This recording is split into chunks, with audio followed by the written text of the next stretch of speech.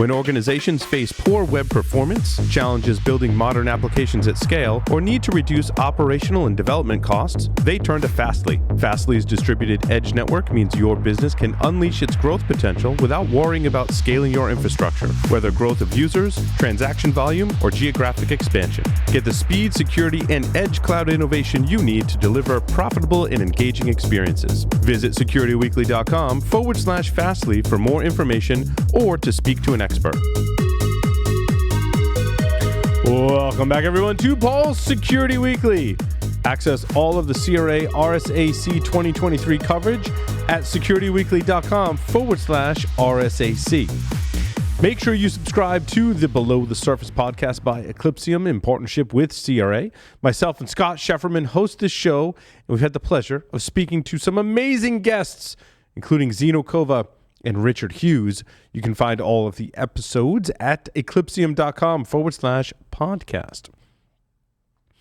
Mr. John Kinsella has joined us. It's all downhill from here. That's right. Crossing the streams from Application Security Weekly with Mr. Mike Shima and John Kinsella. John, welcome to the show. Great to be here. Live. Wow, we've been recorded for the last while. So it's nice to actually be live in front of people again. Good to see everybody. It's nice. It's good stuff. Let's see.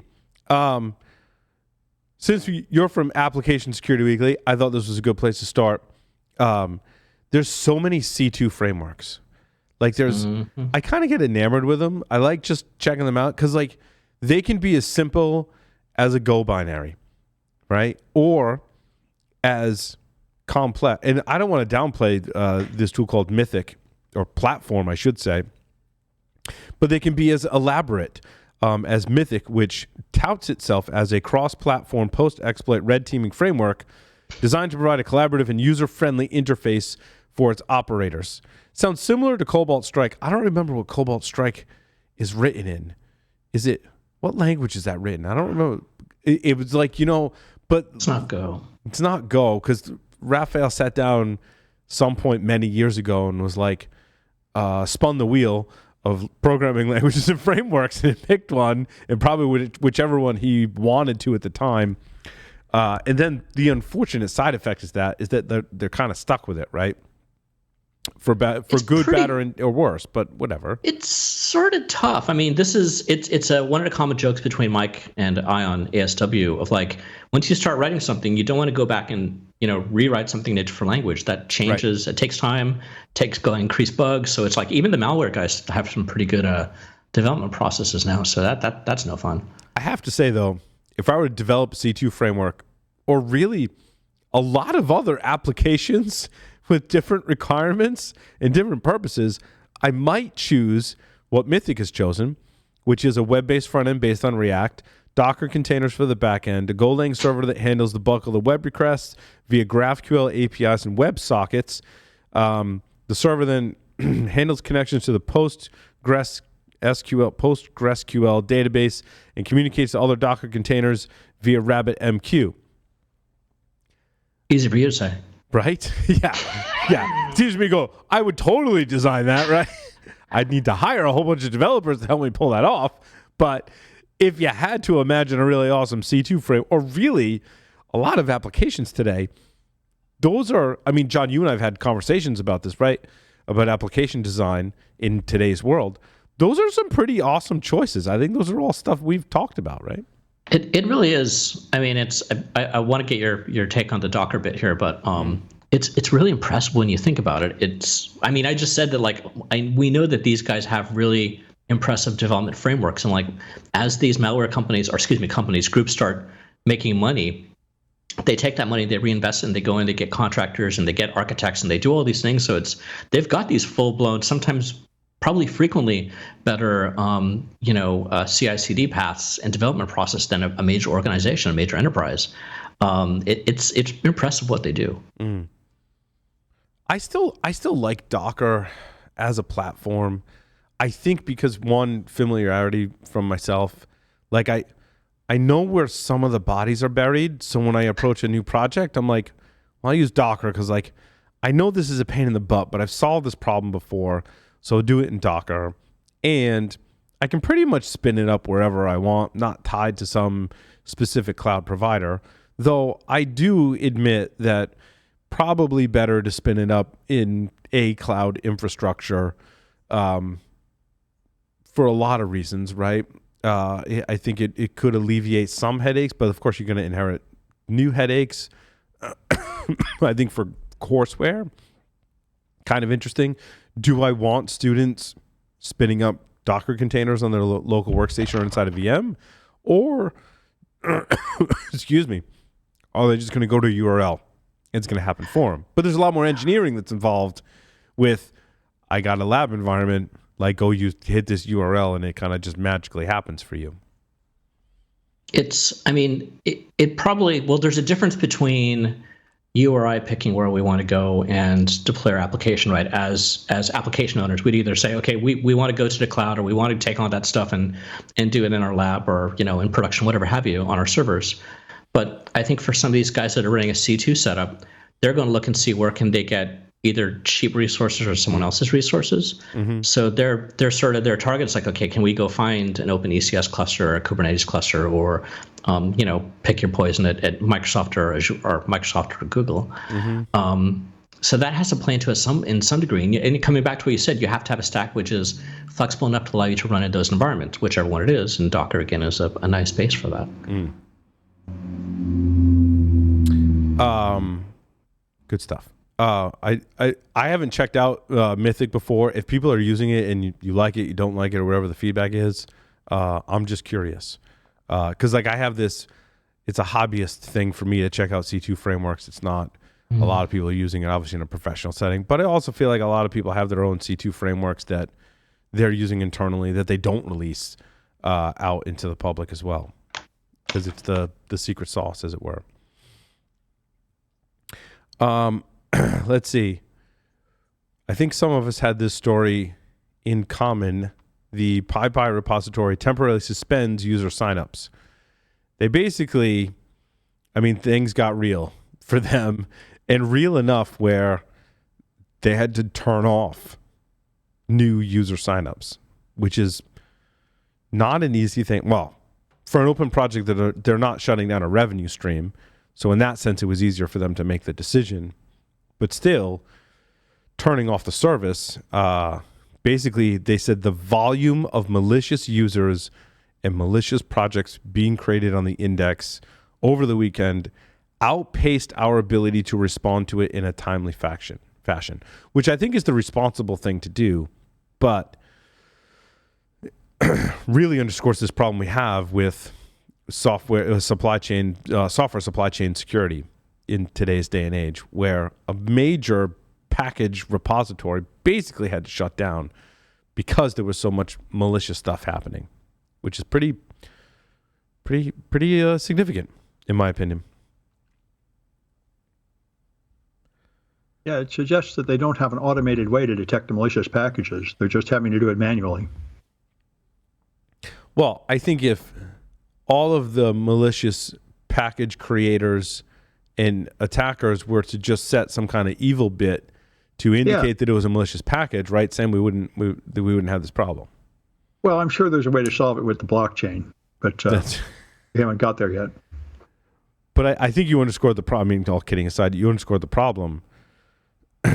If we could detect a legitimate package versus a malicious package in the first place, right, and it had an automated way to do that, we wouldn't be in the situation that we're in. Well, this is the question I was thinking of asking earlier, is if you, in 2011, after the big APT attack on Google, I went to a security conference and they had all the top firewall vendors there. And the customers are saying, dude, we paid you all this money for our edge security appliance, and the Chinese just blasted through it like it wasn't there. And so they said, within 6 months, we are going to make an IDS that is not signature-based, that will pick the 0 days off the wire and make you safe. And I said, you're kidding. You can't do that. And I'm wondering, there will come a time, presumably, we'll have an AI IDS that can do that. And it would learn from your security team, right? Your security analysts that check alerts and say this one is good, this one is bad. They could learn from that. Yeah, but I think it goes back to my point I made in the previous segment, right? That it's always a cat and mouse game. Well, of course. we're going to make advances, and then attackers are going to make advances, and it's going to be a trade-off, back and forth. But I also feel like the challenges we've faced in the past 30 years all kind of hit their tipping points, where the problem gets really bad, and we pay attention to it, and we can't take the threat down to zero. There's never not a threat, but the threat is greatly reduced. And when it comes to supply chains and third-party repositories like PyPi, I think we're still in the shit right now, right? We're in the point where we're significantly disadvantaged and I shouldn't say that as consumers of it, right? Because I think you can take your pieces of it. If you're developing an application and you're taking a subset of PyPi, you can do a reasonable job of securing that. But if you're PyPi or NPM or any of the large repository or Linux distributions, you're still kind of at a significant disadvantage. I'm not so sure. I've written a bunch of projects. It's very easy to spin up your own machine learning model and train it on your own data. And if I was at PyPi, I would take all the ones we found to be malicious and all the ones we know not to be malicious and try to train machine learning to sort the sheep from the goats. And I think that's entirely doable without a lot of resources, even now. Yeah. No, I like your approach, Sam. I do. It's nothing more than a regex. I won't disagree with you on that. I do. I like your approach. Yeah. But is it resources that prevent these projects from doing that? No, I was able to run things like this on a free Google Colab instance for my students. Wow. You feed it like 70,000 images, and it can sort them into dogs and cats and things like that, and it doesn't take more than like an hour of training. It's ridiculously easy. But by resources, I mean more time commitment, people resources. To take the time to do it and implement it and maintain it, right? It's an elementary project to do it. I mean, of course, there'll be difficulty, but it's incredibly easy. It takes like 30 lines of Python. It's ridiculous how easy machine learning is now. So there was I was at B-Side Seattle this weekend, and there was some folks, God, they might have been from, I'm not going to say the name, they might have been from our previous guest sim company, but I'd have to double check that. Oh no, sorry, it was someone else. But they were talking about doing machine learning. They were a DNS hosting company. They're talking about doing machine learning to detect, people, malicious domains, to be able to make sure you don't re-resolve those and send out bad info for folks. And they're saying if you think about this at scale, it sounds like it's an easy thing, most of these problems. And it is if you're doing something for a class or, something small, even if it's 1,000 classes. But what happens is that if you have 1% or you say 1% of false positives, if you're doing this as a large-scale DNS service where you're seeing billions of DNS lookups a day, that 1% is still a massive number that you have to deal with on the false positive side. So it's, I think that's where, for me, the machine learning stuff starts to become sort of iffy. It still takes a lot of work. You can adjust the false positives. It's a parameter you can easily turn. And so, the question is, what's the alternative? If the alternative is a bunch of human analysts, I'm sure you can make something cheaper and better than a bunch of human analysts, but I'm not. Anyway, and then all you're going to get is frontline sorting, which has to be inspected again by an intelligent human, but you should be able to remove the bulk of it. You can definitely remove the bulk of it, yeah. And PyPi could do that, and then they'd only block the suspicious-looking repositories, and then they could get back in business. No, I think it's a valid approach. I think more people should do it, and I think there needs to be resources to enable them to do that even more easily. There ought to be something you can just buy. Just plug in your data. An open project to do it. Yeah. Well, there's some opportunity for someone. There's your weekend. Are bug bounties broken? I think they always have been. I think this article did a really good job of, one thing it did a bad job was the format of the blog. I have a Chrome plugin for that. It's called Postlight Reader. I read so many articles every week, and I've seen every different style and format of blog. And I hate installing Chrome add-ons, or really any kind of plugin or add-ons, because they're always the source of scum and villainy. But this one I'll take the risk, because I click the button and it just turns it into like a regular text document, which is great. Okay. So I can read it.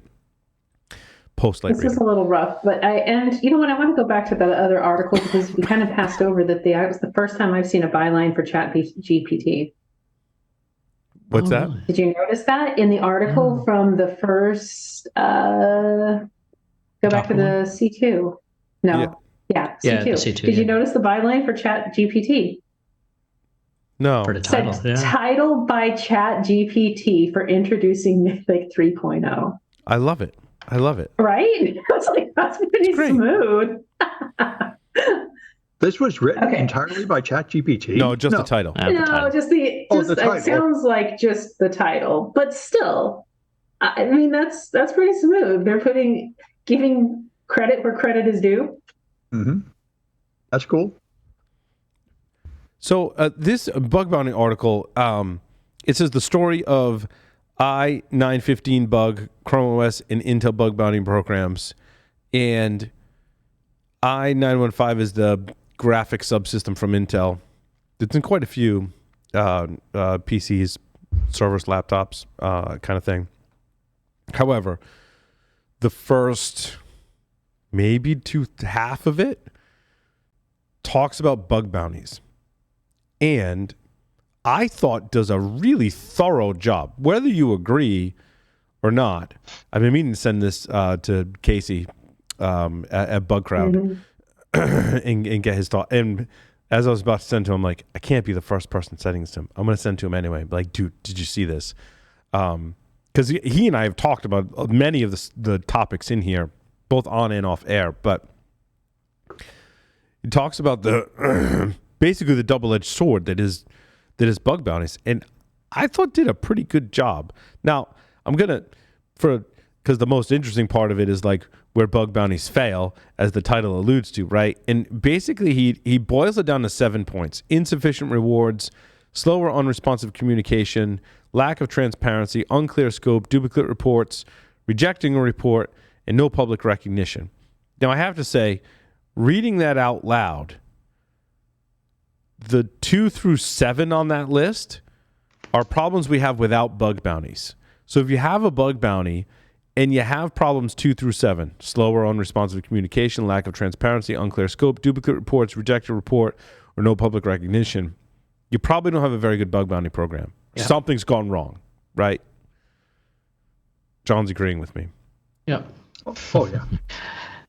Which is rare, by the way. I just want to point that out.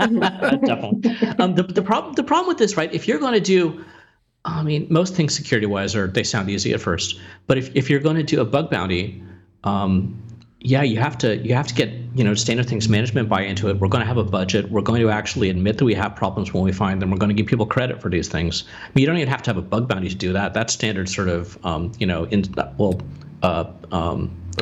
disclosure program, would you call it? Report response, yeah. Or disclosure program. But so it sounds like someone's had some bad experiences. I mean, they're not working with Casey's systems, obviously. That's kind of what the author did have a bad experience, and I don't want to take anything away from the researcher. I hate calling him that. His name's Adam. I don't want to take anything from Adam. Adam is amazing. If you read through this post, Adam, you're amazing, man. Like, keep up keep fighting the good fight. Also, I both sympathize and empathize with you on this point as well. Like, while he does do the double-edged sword thing on the bug bounty, which brings up some great points on both cases, right? But he just got caught up in shenanigans, right? Which is, it's not Adam's fault, right? You got caught with Google and Intel, and I think one of those problems, and I don't want to make excuses for Google or Intel, because respectively, they should have done a much better job with their bug bounty program in this case. I think one thing that poor Adam suffered from was the bug that he found in the driver was a denial of service condition. It wasn't full code execution. Now, I don't want to take anything away from that or take anything away from the research, because Adam did amazing research on this and did, quite frankly, point out a bug. Like, no one should be disputing that through this whole process. There is absolutely definitely a bug. However, it gets into this thing that I've talked about in the supply chain, in these complexities that we have, And it comes back to my Spider-Man. This is exactly the Spider-Man, not my Spider-Man. Well, I guess I do have a variation of the Spider-Man meme, but it's a Spider-Man meme where all the Spider-Mans are pointing at each other, right? And in this case, there were 3 Spider-Mans. One had the Google logo, one had the Intel logo, and one had the Linux logo. And that's where poor Adam got hung up. Because like, who's going to fix it? Who's going to give recognition? Who's going to communicate the response? And I think that's what led into the complex. So I think it was 2 things. It was the complexity of this bug involving multiple parties, and it was the fact that it wasn't remote code execution that led to the failure of where Adam points out his points 2 through 7 in his list.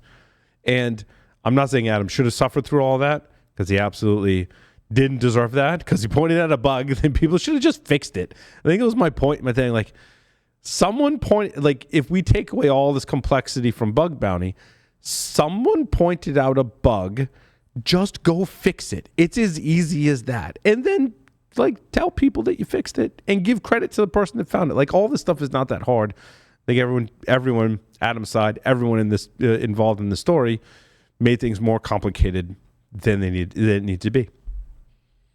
And I have a psychological question. How about it?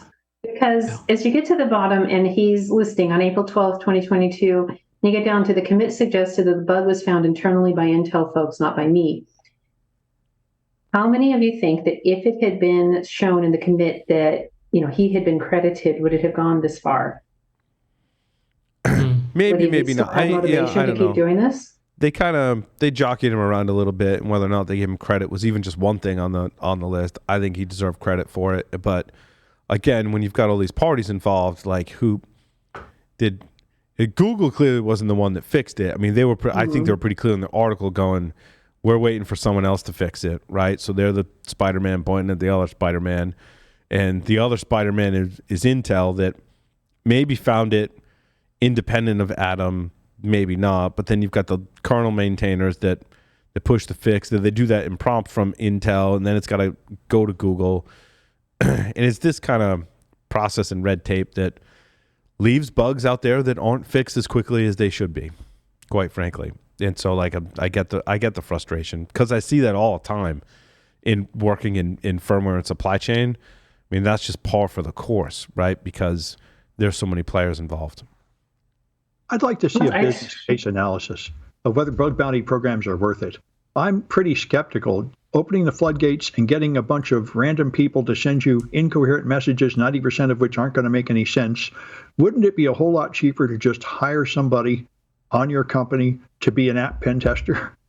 No, because I think if the program is structured correctly, it combats some of the problems you described, Sam. Right, and that's a known.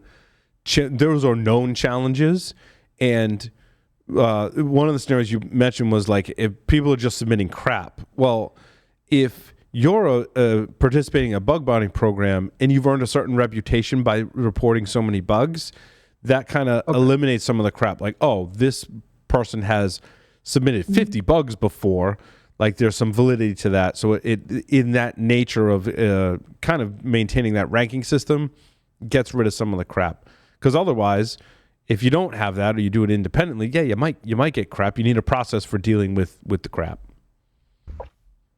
Yeah, I'll as an example on that, I'll paste into Discord for folks the Kubernetes their bug bounties on HackerOne, and they've gone through this, right? They've gotten the crap from everyone, and the worst of example of that is the summer, not the summer of code, the summer of, is it there's a hacking month out there where people submit what they think is bug fixes to open source projects, and it drives open source maintainers crazy. But I'll paste this into Discord for folks who want to look, and they've got very clear, these are the targets we want to see stuff about. This is disclosure policy. These are our program rules. It goes into a ton of detail, and it takes a lot of time to put that together, and maybe the resources of a few paid people over at Google. But maybe you shouldn't have to add that to every project. I'll give you that, Sam. But that's sort of unfortunately where things are. But it is manageable if folks know what they're doing. I really want to talk about my story number 19 because It was absolutely hilarious. I don't know if everyone read my story number 19, but I feel like we need to cover something somewhat lighthearted. My story number 19 is Hell Never Ends on X86, the hyperspace story continued, sort of. Now, this is a gigantic rabbit hole. I think it has security undertones of like things you should never do in an architectural or engineering setting that has anything to do with computing. There might be examples of things not to do even independent of computing in here. But this is just, so the whole premise of the story is my coworker Ed, who I'm really mad at right now because he sent me this article and I went down this rabbit hole. So I guess I'll fall on the sword for everyone by going down this rabbit hole for you. No thanks to Ed, my coworker, who sent me the article. But the context is, in the subcontext of netbooks, there is this set of technologies that crosses multiple vendors, which gives you an instant on computing experience, whether that's booting an operating system or giving you what I'll call user space telemetry while the system is booting. Now, on the surface, this sounds like a pretty good idea, right? Like, who wants to sit there and wait for your computer to start up? Those of us that have gained some insights into what happens from the time you push the power button to the time you push the login screen know about some of those complexities, security vulnerabilities that ensue, and all the cool stuff that happens during those phases, which I find fascinating. But these technologies come from multiple different vendors and do things that should never, ever be done, ever, in this context. To do things like show you your Outlook calendar while the system is booting. So, like, well, but I get the use case, right? Like, if you're going to sit there and wait for your computer to boot, it might as well show you, like, why are you going to stare at a BIOS screen from MSI or Phoenix or AMI or whatever it is? Like, why? Obviously, you could put some advertising on there. I mean, come on now. Right? They're getting free advertising. I mean, everyone knows those companies because we've all sat there and watched a computer boot in our lifetime. We've seen the splash screen.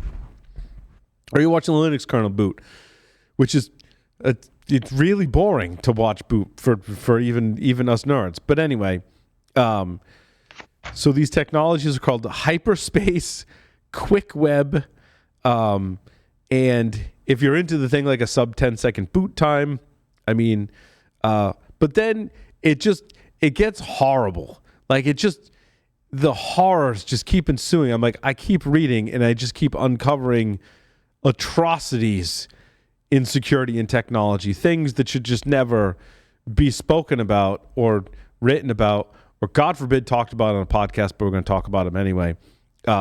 So one thing is QuickLook is an email and calendaring app that you can launch directly instead of booting from a normal operating system. The author says, I need to stress that as far as I can tell, this is not Linux, it's not DOS, it's not anything. This is a bespoke standalone program written in C that loads via EFI. I just want to say this is possible.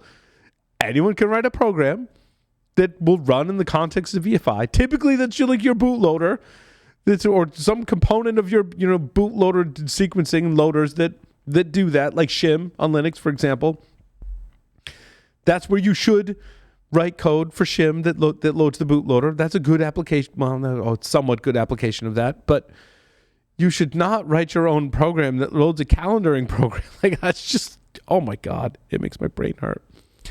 But then it says when you install QuickLook, it installs an plugin for Outlook, which periodically, at a configurable interval, copies the entire contents of your inbox and calendar to an XML file.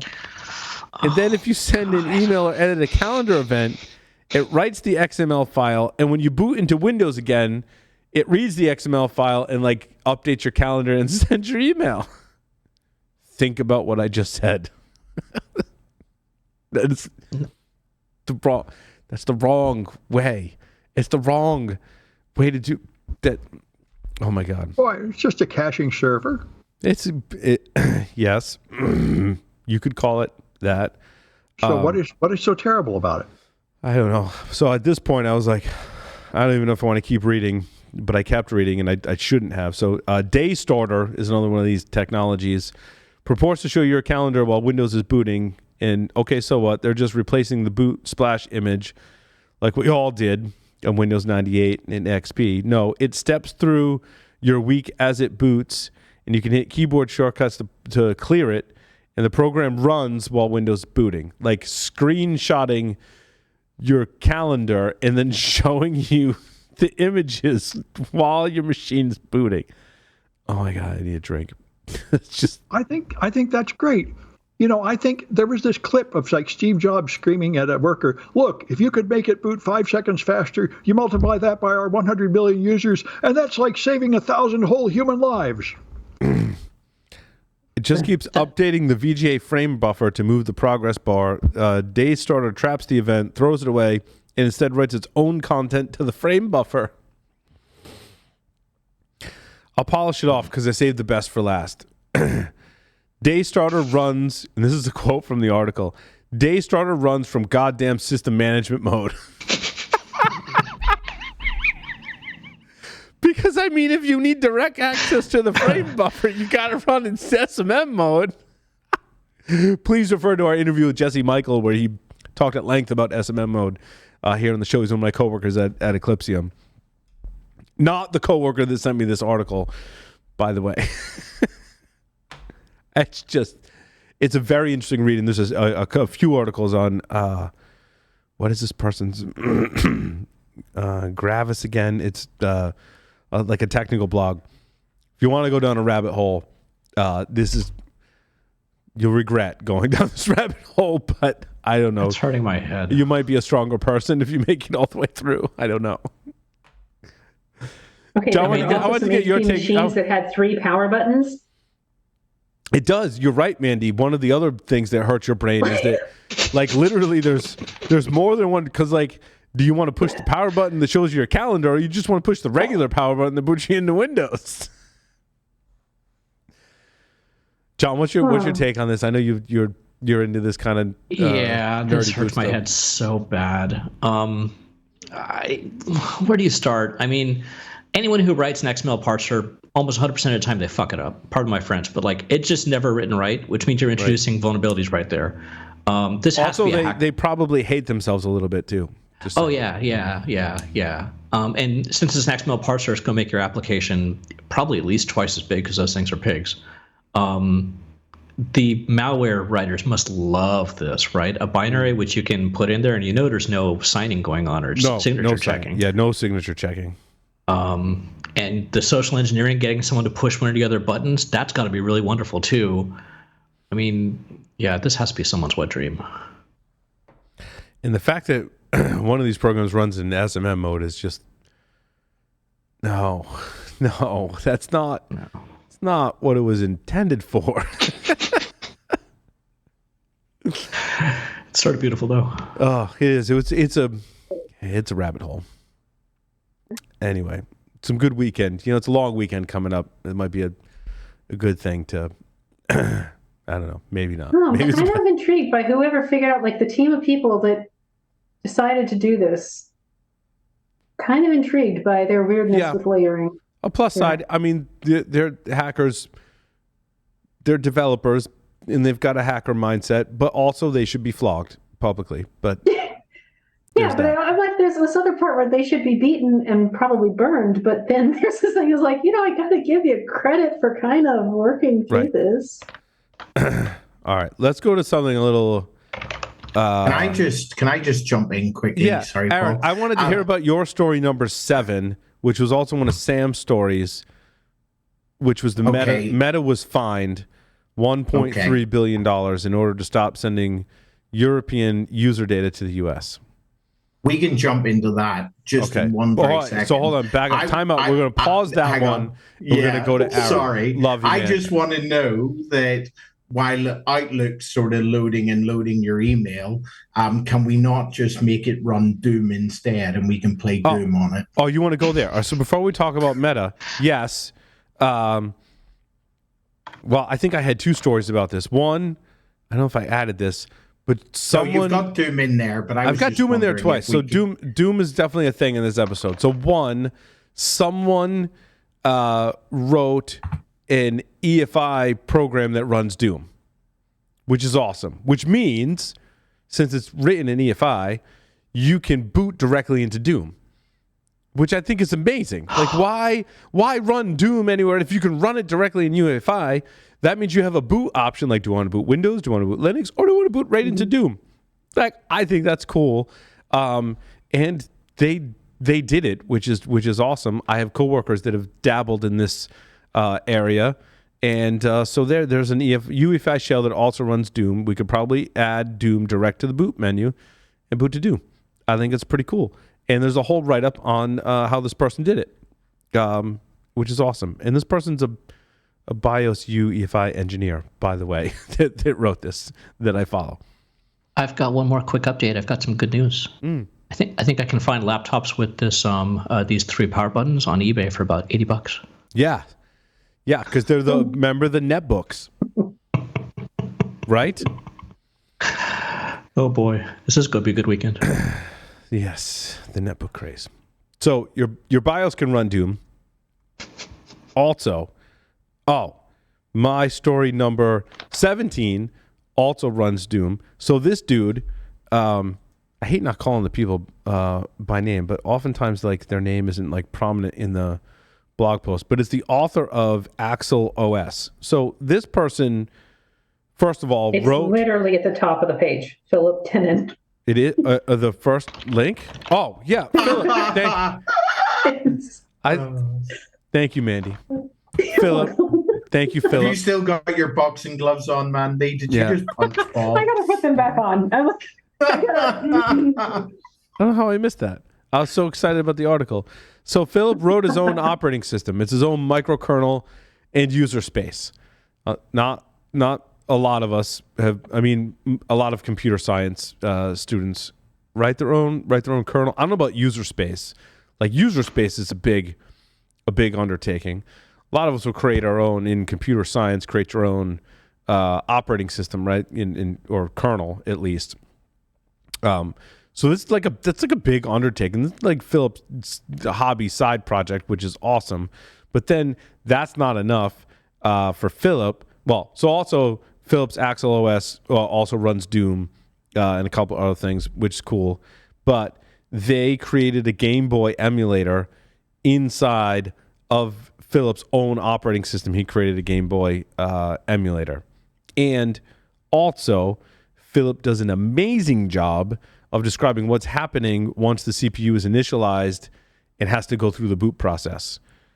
This is like a day job thing for Paul of reading about stuff like this and trying to translate it into text that other people can understand. And I thought Philip did a great job of describing. I'm like, that's like he really described. This is very difficult stuff to describe at a level which you can like read and understand. Philip does a great job of that. So props to you, Philip, for that. But he says, with that knowledge in hand, it gets a lot easier to answer your own question about how boot ROM is executed. The MMU in the Game Boy has things set up such that when the CPU reads address 0 in memory, it will receive the first boot ROM's bytes that were etched into the silicon when that Game Boy was manufactured. So like essentially emulating the memory addresses and stuffing a boot ROM in there so that you can emulate the Game Boy platform on an operating system that Philip had developed. I thought it was like really cool. Not directly related to security, but if you're looking into security of embedded systems, IoT devices, or how the boot process works on Intel or AMD stuff, this is a good read for that kind of background and kind of a different perspective on it. Or if you're looking into emulate other like firmware and run that stuff, this is a great supplementary piece. And I mean, cool, they wrote a Game Boy emulator. I thought it was pretty cool.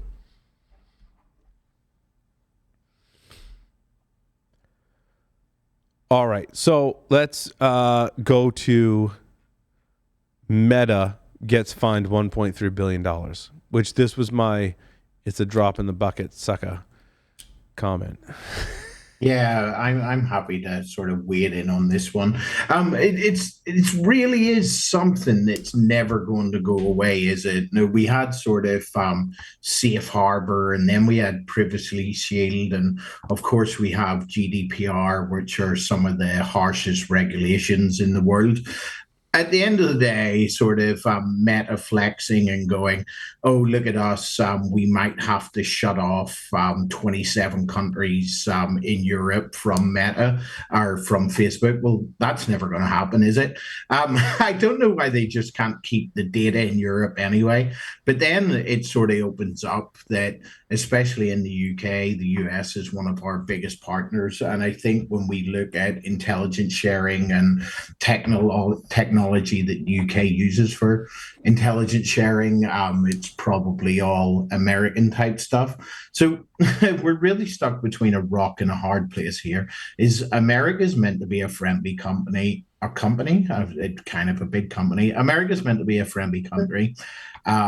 We need to stop messing about with this, and we need to come up with some surefire rules around it, because it's just a complete and utter mess at the moment. It's like I'm not sure what Meta's point is here. Just keep the data in Europe, stop bringing it to America. And then GDPR, they're like, well, if you think just because the data goes over to America that America, after the Patriot Act, can't get at it, well, you're being a bit innocent there as well. Yeah, I guess I'm unclear, like what exactly the violation is. Like, if you're a Meta user in Europe, because of Meta's network and the way they're structured, your data gets transferred somewhere in the US for what reason? That's what it sounds like. For analytics purposes, maybe? It sounds like hubris, right? I mean, it has to be cheaper to store. It has to be cheaper to store and compute on that data in Europe than bring it across a set of fibers to somewhere in the US. It feels like it was just hubris on their part to say, we're going to do everything in the US, and now they got spanked. Well, wait a minute. It would not be easy. Once you make a set of servers that are all processing in a huge database, then if you decide to suddenly divide it by what nation it's in, that's a huge technical debt, isn't it? It can be, but I mean... It might be all right, but now how much would it cost you to add that after you've already designed it without consideration of location? More than $1.3 billion to change it after the fact. I doubt it. I mean, I think so. 10, 15 years ago, this would have been difficult. This isn't this difficult nowadays. I mean, if you look with Amazon, I mean, I know they're not an Amazon customer, but with Amazon, this is quite simple with DynamoDB global tables. If you do this with Cassandra or HBase, I'm guessing you can actually set up country-based keys for doing sharding around that. So it's actually probably not that difficult nowadays. Maybe when they were getting started 10, I guess, to 15 years ago. But that would assume they're using like modern versions of things. They're probably using legacy stuff. Oh, this is Facebook, man. Come on. They're paying the brightest people in the world to do advertising. Sure, but they have a huge technical debt from the past. I'm sure they're using stuff that hasn't been changed in 15 or 20 years because they don't want to put the effort in. Yeah, possible. Well, but doesn't it say here that this is a twist on the legal battle that began in 2013? Yeah. So doesn't that just show lack of awareness from whoever is in charge? Because if this has been ongoing since 2013, you've had 10 years of being aware that it's an issue that you're storing the data in the US, because it started back then with this Austrian lawyer and privacy activist Max Schrems. Well, sure, but that means you've had 10 years of figuring out that it's cheaper to pay the fine than to fix the problem. Yeah, but also, I think Meta has this problem at scale from multiple fronts. You know, one is the sheer number of users they have, and multiply that across all of their properties. Obviously, Facebook being the largest one. How many users do they have? Is it 2 billion? Their user count is off the charts, right? It's a good part of the whole population of the earth. Yeah, and they also have Instagram, and the interaction between the two is friggin' wonky. I ran into that just trying to fix up and adjust some of my accounts. Like it's not too often like I run into pretty heinous errors on a lot of the social networks, but man, I run into some heinous errors. They're like, we can't process your request. Like, what are you talking about? You can't process my request. Like, you're one of the largest software companies in the world. Like, are you serious right now? Like that? How did I can't be the finding bugs and you're still like, really? Okay, fine. And you kind of fumble your way through it. But then they've also got the Oculus. So they acquired Oculus, but all your accounts are tied together across all those 3 platforms. And if I struggle as a user to make those connections between each other, I guarantee there's engineers and developers on the back end going like scratching their heads a little bit, even if they employ some of the smartest people in the world. Like, that's a hard problem to solve because of the scale and because of the acquisitions and interconnectedness that they've built between their products. So I can see then coming back to the article, them going, yeah, well, crap, that can't control I lost track of where the data went. I can see that. I can see that. Well, and I could totally feel for the guys in the trenches and the women the people in the trenches that are out there doing it, because in everything getting taken care of here, how many thousands of middle managers are there that, are going to be gumming up the whole process to what actually happens anyway? Mm-hmm. By the way, there is a non-technical fix in the works, just like all the previous ones. Instead of hiring coders, they've hired lawyers and lobbyists, and it says here the European Union and American officials are negotiating a new data sharing pact, like Safe Harbor, to legalize sharing the data with America. So if I was at Meta's executive board, I'd say, well, we don't need to fix this. We just need to patch the law again to legalize it. I mean, I can see that as a viable alternative, and I think the devil's in the details as to like which data, right? Yeah. It's like which data are they collecting, and what data is being transferred, and how are they using it? And are there heinous privacy violations? I think GDPR, I think like you said, Sam, is like like they're dropping, or I think it was Aaron, right? Dropping the hammer down, right? But if you think about some of the data, especially like your direct PII, like your name, your email address, and your phone number, like, okay, like if that's stored on a server in the US, it depends on how they're using that. The other data that they're getting from partnerships, like the weird creepiness that we all see, that when I talk about a topic, all of a sudden I'm seeing ads on Facebook and Instagram. That's kind of creepy. Like, let's reel the reins in on that, maybe. I mean, my question is GDPR actually helping Europe in this regard? They're supposedly getting some privacy at the cost of losing access to all these cheap and free American services. Is that really a benefit? It's not cheap and free. Yeah, I don't know how much benefit it is. Benefit is one that you can also debate too. What was it, Well, Aaron? I was saying it was like the Hulk. Like, I'm always angry. Like, I always hate social networks. Like, I look at them as a tool to further my own goals. I don't look at them as a ecosystem where I'm greatly benefiting from them and like really participating in. Like, I'm basically just hacking them for my own goals. And like, one of my goals is to share cool and interesting stuff, right? But what I hear is that Facebook is the place you have to advertise where you will get proper return on investment compared to other internet advertising agencies. So it is of value, apparently. That's interesting. I mean, because Twitter really dropped the ball on that in a big way, even before Elon took it over. Yeah, Twitter's advertising thing was always messed up. Yeah. Facebook advertising seems to have got just very logical recently, because after they've done away with ad tracking and being able to you sort of switch it off and then track you around the internet, when I sort of go on Facebook now, the ads I'm getting hit with are literally, if I post a post of me and my daughter at a theater, I then get theater ads until I post something different. And if I post something that I'm going to the gym, then I start getting no sort of protein ads just until I post something else. So the whole ad thing, I nearly feel sorry for vendors paying for adverts, because they're not very targeted. They just seem a bit simple at the moment. I can say that like the quality of stuff that you buy from an ad off of Facebook is pretty terrible. Like, it's not even like a 50-50, like a very small percentage of things that I buy from a Facebook ad are actually like any good, right? And now from the other side, from an advertiser perspective, it's kind of hit or miss. you put money into an ad, it might do well, it might not. And that's not a 50-50, like a small percent, unless you really know what you're doing. I almost feel like you need to have a firm that specializes in it to get the most bang for your buck. But as a consumer, I'm like, a lot of stuff from Facebook some stuff is all right. I started. I went to a theater show called The Choir of Men the other week, and I put it on Facebook. And I actually had a really bad time at that show and thought it was absolutely dreadful, but not enough that I was going to go online and sort of start downstarring them. But then Facebook started throwing up The Choir of Men on my timeline like 5, 6, 7 times a day. Which is funny because you already went. That's what I get too. Like I already bought that product. Why are you? Now you're just taking money from the advertisers, right? Yeah, but I also didn't like it. So I commented about 7 times how I didn't like the show. So it actually went on the exact converse of what the advert was trying to get.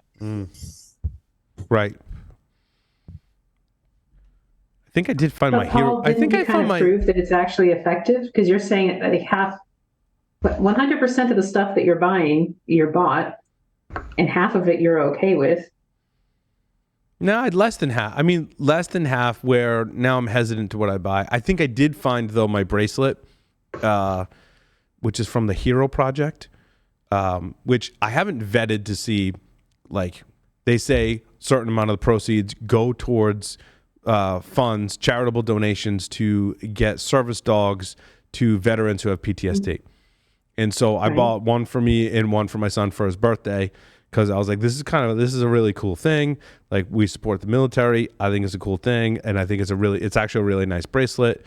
And I hope that the company, like, I haven't like researched it to like make sure, but everything I can tell on the surface, like, it's a cool company that's doing like a good thing.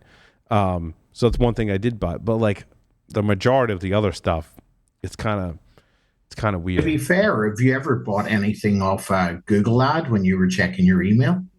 No, Google ads are usually after I've bought something as well. Like, after I buy something, they're like, oh, you should buy more of this thing. I'm like, I don't know. I bought a welder for my son. I don't need another welder. Like, why? Really? My Google ads are all for like Harbor Freight welders. Like, okay. At the point where we've got loads of really smart people around the table, and you mentioned it, Paul, that you could be talking beside your phone about sort of needing to buy a new lawnmower or something, and next thing, lawnmowers are coming up. Is that going to be the next Cambridge Analytics sort of scam sort of thing, that Meta's really evil and bad and they have actually been listening to our microphones? Could be. I mean, I bought... years ago, I bought a bidet toilet seat, and Facebook took that as something that I was really into, and I got really interesting ads after that. Like, they really thought, like, Paul really wants a clean bum, and I got like some really, really strange stuff in my ads. Well, talking about that, it kind of goes in with Sam's number 3. If Sam wants to talk about that, because I thought this was interesting about the measurement APIs. Yeah. I mean, Chrome is going to get rid of third-party cookies from Google, which sounds impossible, but what they're doing is replacing it with an API, and this is very close to what we talked about last week, where Microsoft wanted to have a product to do ad tracking without getting all your data. So instead, they're going to have an API where you can ask, like, for topics this user might be interested in and other demographic information, but instead of knowing everything about you, like the current system of third-party cookies, they'll be able to learn certain limited facts about you for the purpose of targeting ads. So it's essentially the same thing as those last 2 articles from last week. There's a sort of isolated container that knows everything about you, but the website does not learn everything about you. It just learns a few facts, enough to target an ad. So it does seem like a reasonable idea, depending on the details. I think it all comes down to how what data they collect and who they share it with is the more important part. I think a lot well, what they're doing now is they're sharing that third-party cookie with all kinds of people, and that's basically everything. So this it ties back to you. Yeah. Which I think is bad, because they could sell that to other organizations that are then making decisions. Like, we're all... And they do. Like insurance companies, that's would be sure, the worst. that's the whole business model of DoubleClick and Facebook. That's their whole, but their business model is not really invading your privacy and selling all your private data to everybody. It's really just selling a little bit of data, enough to target an ad. So logically, this should work. And if Google's doing it, it's got to work because that's their whole profit model.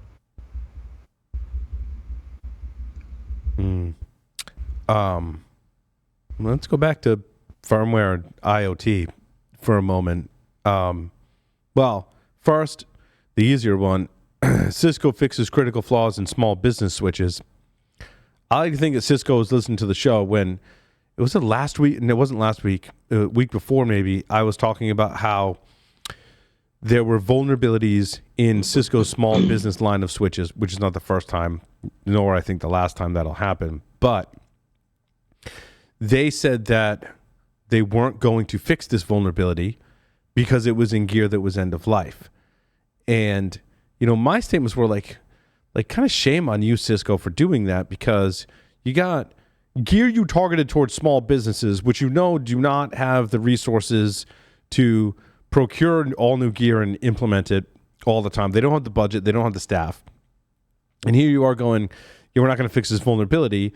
And by the way, there's no workaround. And by the way, we're not going to produce a patch. I'm like, so what is a small business supposed to do? They're going to go buy someone else's gear, or they're just going to run and be vulnerable. And then at some point in the future, there could be a bad day for this small business, which in a small business context could mean the end of their business, quite frankly. And so I was shaming Cisco for doing this, because it's not the first time they've done this with this small business line, which I'm not a huge fan of either, because I feel like it's the line that gets pushed to the side most often. Now we've got new CVEs that carry severity ratings of a CVSS score, for whatever that's worth, 9.8 to 10, that are all caused by improper validation of requests sent to the targeted switch's web interface, which is a common theme, especially in the small business gear, because Cisco wants to put this web interface on there because they know that a smaller business likely doesn't have a Cisco. What's the highest level of Cisco? What's the certification? CCIE. Thank you, John. They likely don't have a CCIE on staff, so we're going to give them a web interface so they can buy this gear, they can configure it, and be off to the races. However, all these vulnerabilities typically stem from the web interface and are remotely accessible, bypass authentication, remote code execution. So I'm hoping that they're listening to the show and they were like, oh, Paul said we should fix this stuff, so we should fix it. But what I haven't done the research to look at is in the previous show, the vulnerabilities I talked about, I'm guessing those are still unpatched. These are for new CVEs for supported gear that are like, wow, these vulnerabilities are really bad, so we should fix them. And since it's unsupported gear, we can push out patches. And it says, oh, if you have a Cisco support contract, you can go in and you can get this patch. Like, well, what about the business that didn't buy your Cisco support contract? Now they got to renew, and that's a cost to a business. So am I going to renew my support contract, or am I going to go buy someone else's gear? I think Cisco still continues to fumble from a business and security perspective with this small business line of switches, which I stand by my recommendation. If you're a smaller business, you should go buy Ubiquiti or someone else's gear. I don't know. I think Ubiquiti is a logical alternative. I don't know what everyone else is using, like in their homes, which is typically what a small business would need, which is what most of us nerds put in their homes. Ubiquiti is a cheaper, potentially more effective alternative for it. And you're going to trigger people by mentioning Ubiquiti like that. Well, because it was a former Cisco person, right? The guy worked for Cisco that started Ubiquiti, I believe, is the story. Well, they're very polarizing. Before the hack, 3 years ago, people really loved them. And nowadays it seems like not all their products get equal love. I like them. This is a Ubiquiti house, at least on the access point side. Yeah. But it's funny you mentioned this whole story. We had one on ASW. A company called Teltonica also has a Wi-Fi router it's actually cloud-based, because that makes it even better still. And they had a bunch of vulnerabilities in that too. Yeah, again, talking about the smart engineers in these companies, and I'm not ripping on anyone, I don't mean in a bad way, but usually if you're a networking company, your good engineers are going to be on your routing stack and your switching stack, not on the web UI. And that's unfortunate, but the way it is. Yeah, I think Cisco, to your point, John, from all the we've been doing this podcast 18 years, right? My general sense is that it's a lackluster effort into the web interface on especially the small business line. And also in years past or long ago, the iOS line had a web interface, which most people would just disable. And that was my advice as the security engineer, certainly at the time, was, look, you got CCIEs on staff. You don't need the web interface. All it does is introduce vulnerabilities and more attack surface. Just disable it. Do everything from command line. Implement your TACAX server for AAA, and manage. Well, there wasn't great options for managing updates on there. I'm like, and Cisco Works if you had to. I don't know what the modern alternative is. It still Cisco Works? Is that? See, I've been out of this game for so long. I know, me too, but you're giving me flashbacks. I think nowadays you'd probably, I don't know, on a config management, you've got like Puppet and those things will talk to all these devices. On the actual on the firmware update side, I hope they have something newer than Cisco Works. I don't know either. I hope they do. Yeah, it's one of my like on my to-do list is to talk to some people and figure out what the shiny new hot, what's the gold standard now, if you will. For managing firmware updates on there.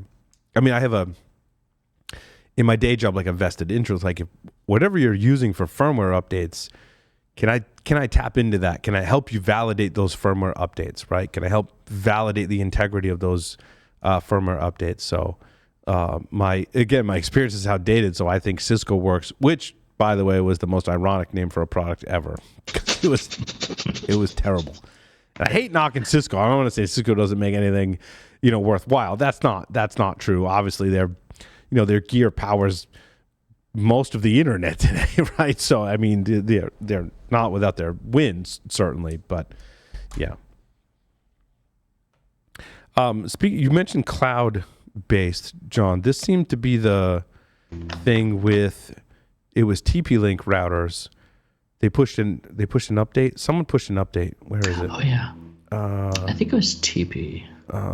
Not that one. Not that one. Not that one. ASUS. Sorry, ASUS routers knocked offline worldwide by a bad security update. Which also I find ironic because we tell people you should update the firmware on your routers, especially your IoT-based routers, which I've picked on since 2006 or before. And one of the primary recommendations is stay up to date on firmware. But now as technology evolves, these routers have the ability to update automatically. And I think the delineation here was, I don't know if firmware was being updated automatically, or there are mechanisms to do that on a lot of IoT gear. Routers, I'm not quite sure where that stands. But there is another kind of separate process where it's updating the rules. ASD is a built-in security daemon supplied by Trend Micro using a wide range of router models for real-time protection against emerging threats. So this is kind of like the next generation firewall, if you will, to use another outdated term. Kind of update your rule base on your router to block known threats, basically, is what it sounded like to me. But this particular component is automatically updated independent of firmware updates and is enabled by default. And a rule push basically caused routers to crash. And there was some technical details, like if you go deleted this file or reset to factory defaults, it would ignore the file. It was a setting in NVRAM, basically, that you could roll back after this particular update. But it wasn't a firmware thing. It was a rule thing that caused the routers to crash. It's kind of interesting. It's funny since you said it was enabled by default. I was going to ask if any of the other guys on here, if you guys have this stuff enabled at home. I know I have some Wi-Fi devices now, or in the past our routers that came with some sort of, I mean, there's basically an IPS, as you said. I was abused by IPS devices earlier in my career, so I turned those things off as soon as I see them. But I don't know if folks are, even if our listeners, do they use these? I don't know. Yeah, I tend to, I don't know, I shy away from automatic updates of any kind. This is kind of an interesting scenario where your like rules updates are separate from your firmware. In either case, I like to not have that happen by default, at least on my Wi-Fi routers. Yes. And my firewalls. I do separate those, at home. For a lot of folks, obviously, like in the case of Asus, this is one device, right? Like it's the Wi-Fi, it's your firewall, it's your router, all in one kind of thing. But I do kind of shy away from the automatic updates for really situations like this, where an automatic update could break things. If it's going to break something, I want to be the one applying the update and seeing it break, and either being able to roll back or fix the problem, as I'm working on it, not be because it always happens when you're traveling away somewhere, and all of a sudden the internet is out at the house. Like I got to minimize that crap, because that's a bad day. Because if your internet's out, how do you get access remotely to go in and fix the problem if you're not home? So I tend to shy away from the automated updates, at least on things that are providing access. Now, things like your Ring doorbell or other IoT devices, I'm like, yeah, like, okay, like update automatically. That's cool. Things like my car, I'm like, no, don't. Tesla does not, they prompt you like, hey, do you want to apply this at midnight? I'm like, yeah, that'd be a great time, because I can't drive the car for 30 minutes while the firmware update is applying. And I'm like, that's bad.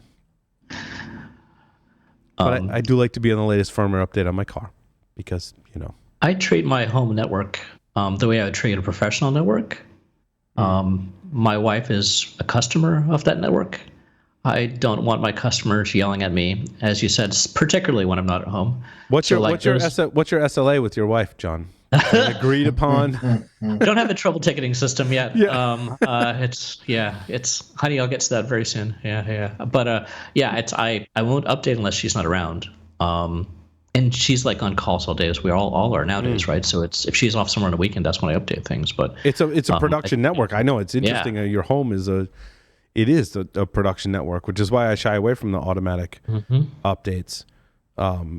And I do the updates, like you said, on weekends or late at night after, midnight. I'm like, all right, well, I'm up late, I can't sleep. Time to update the firewall. Like that's what I'm doing. Now I run pfSense on the firewall. Yep.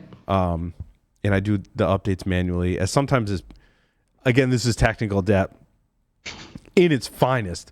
Because like the longer you wait on pfSense, the more of a pain in the ass it is. Like I'm reading through all the release notes. Like, wait, I had to go from this version to that version, and then that version to this version, and I'm like cursing myself for waiting so long to go, why did I wait so long for updates? This would have been way easier had I just kept up. So that's certainly like do as I say, not as I do kind of thing, because I tend to wait too long, and then it's a huge pain in the ass. And then I get it updated, and then I'm like, oh, cool. And then like I forget about it until there's a security update or I'm up late and I'm just bored, right? And I'm looking at what version I'm running. I need to be more diligent about these things. Yeah, so I really do treat it like a prod network. I've got CheckMK running here, which is a Nagios offspring, and it will tell me within about an hour if there's a new update on some of my core devices. And it's again, I'm not going to do it initially, but I want to know about these things before someone else tells me, the customer. I don't want the customer telling me about things that are down before I know, And right. I don't know, I think for some of our listeners, it might be something good to think about. Like, how do you it's hard. Like I've had folks asking me recently, from the point of view of like, how do I get experience in the cloud, or how do I get experience in doing networking?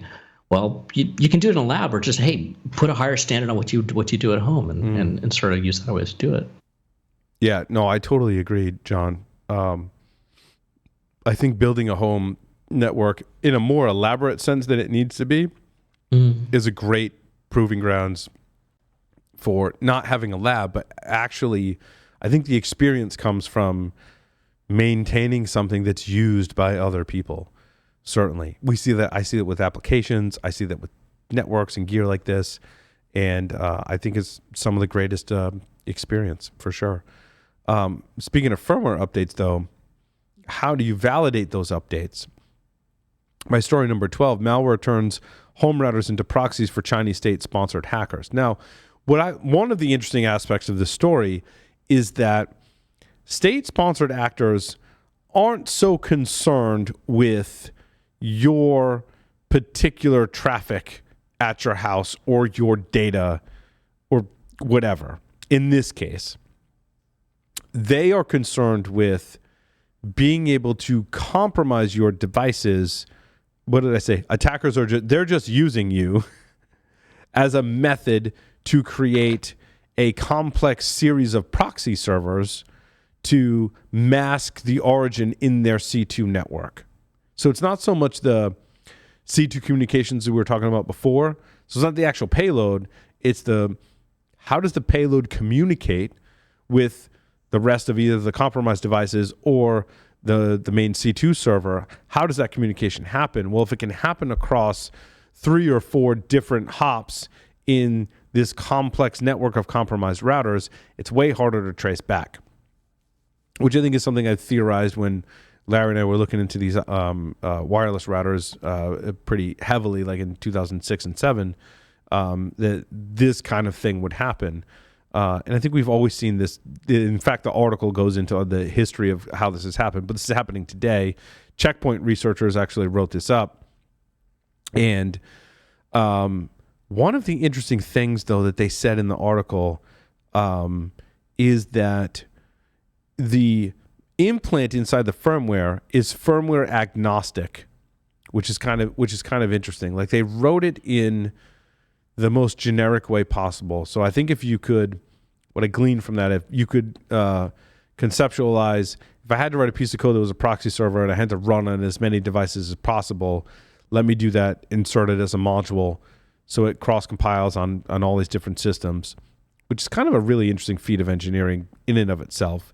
But they also said the deployment method of firmware images on infected routers is still unclear, as well as its usage and involvement in actual intrusions. So how all the works talked about this firmware agnostic malware that creates proxy servers and how attackers are using it to create this network of proxy servers, and very little detail about, well, hold on, how does this get on my router?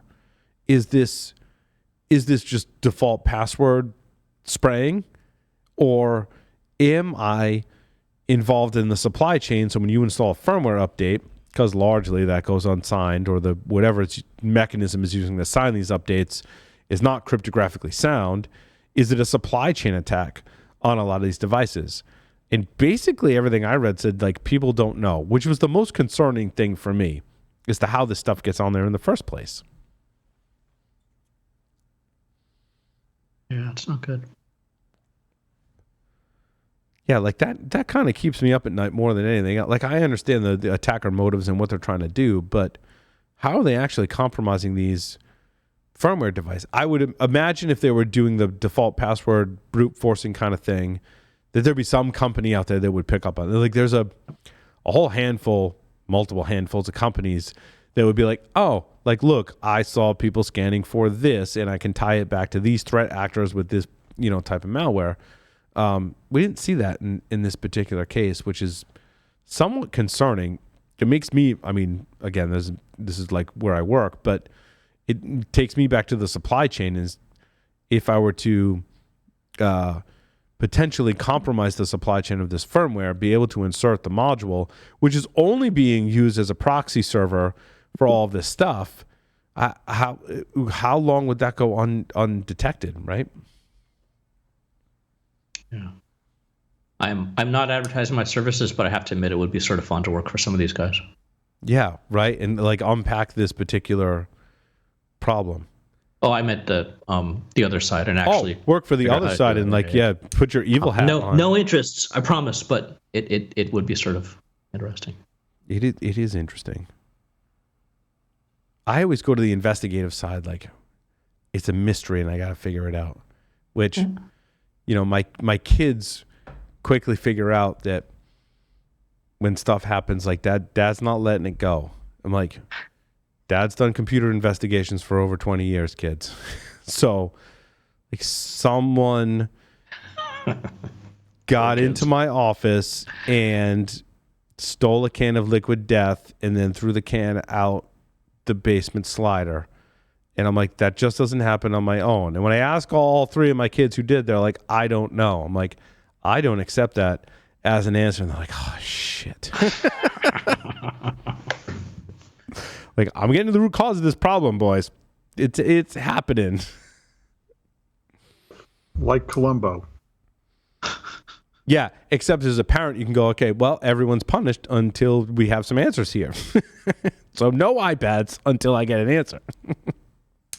Dark Columbo. Yeah, which isn't always an effective solution, by the way, because then you just get kids that will admit to it even if they didn't, just so everyone can use their devices. So I'm totally, I suck as a parent, basically. Parenting is hard.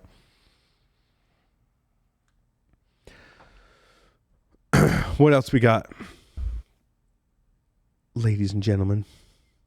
I think you should go to Sam's story about the deep fake voice and Aaron's story about Let's do deep fake voices. Deep fake voices hits home for me because we talked about AI in the first segment, right? You need a lot of data to train an AI model.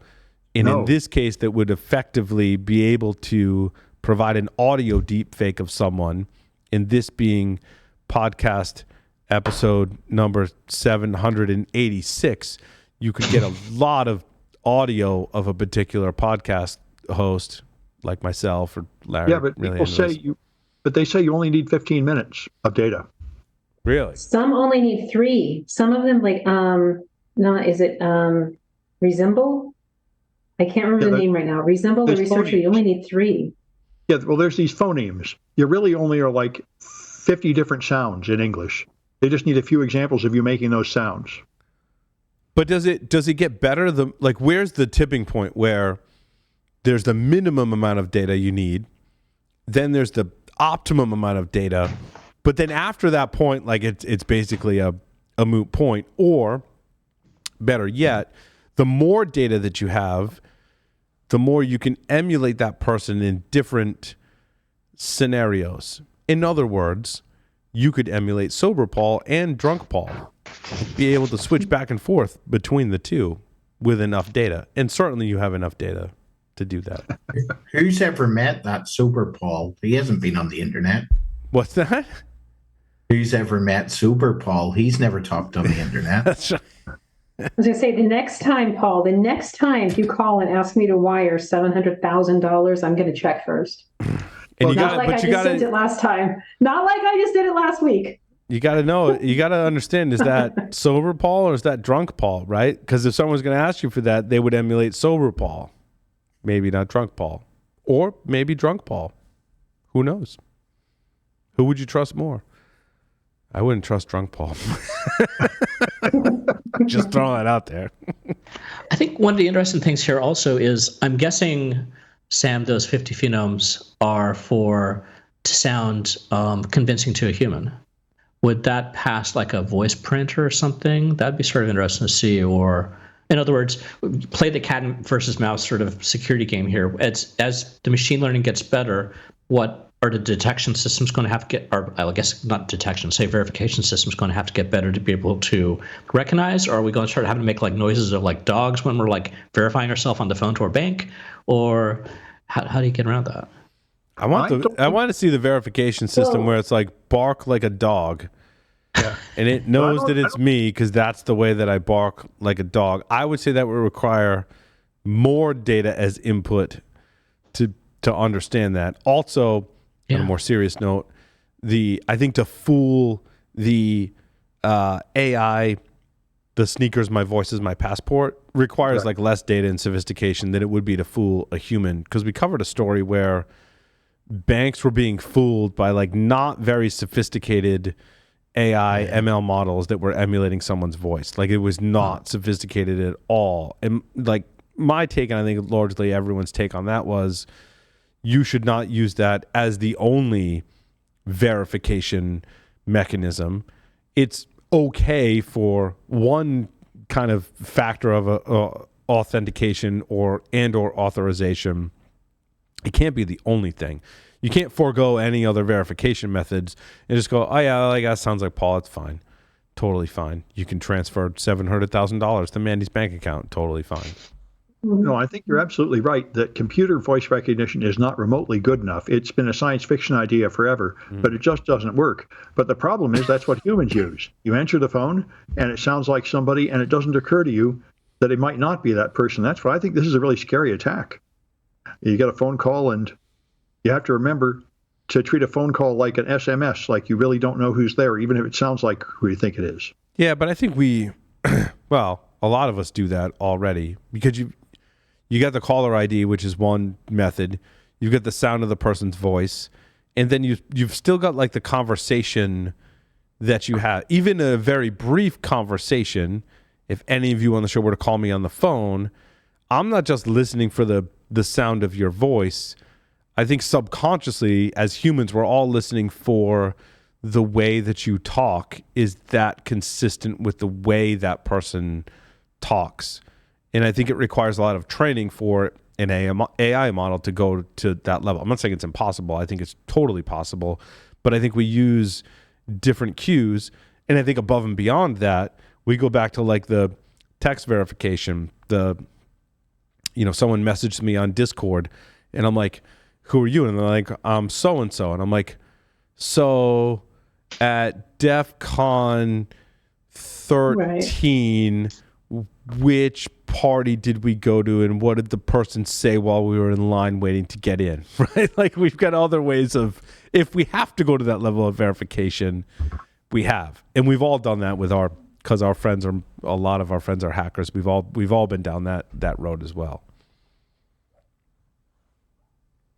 Well, it seems pretty impressive that whoever is targeting these people, like that article from, I don't know if it was Aaron's or Sam's article, but about the CEO that wired hundreds of thousands of dollars because he thought he recognized the slight German accent of his boss's voice.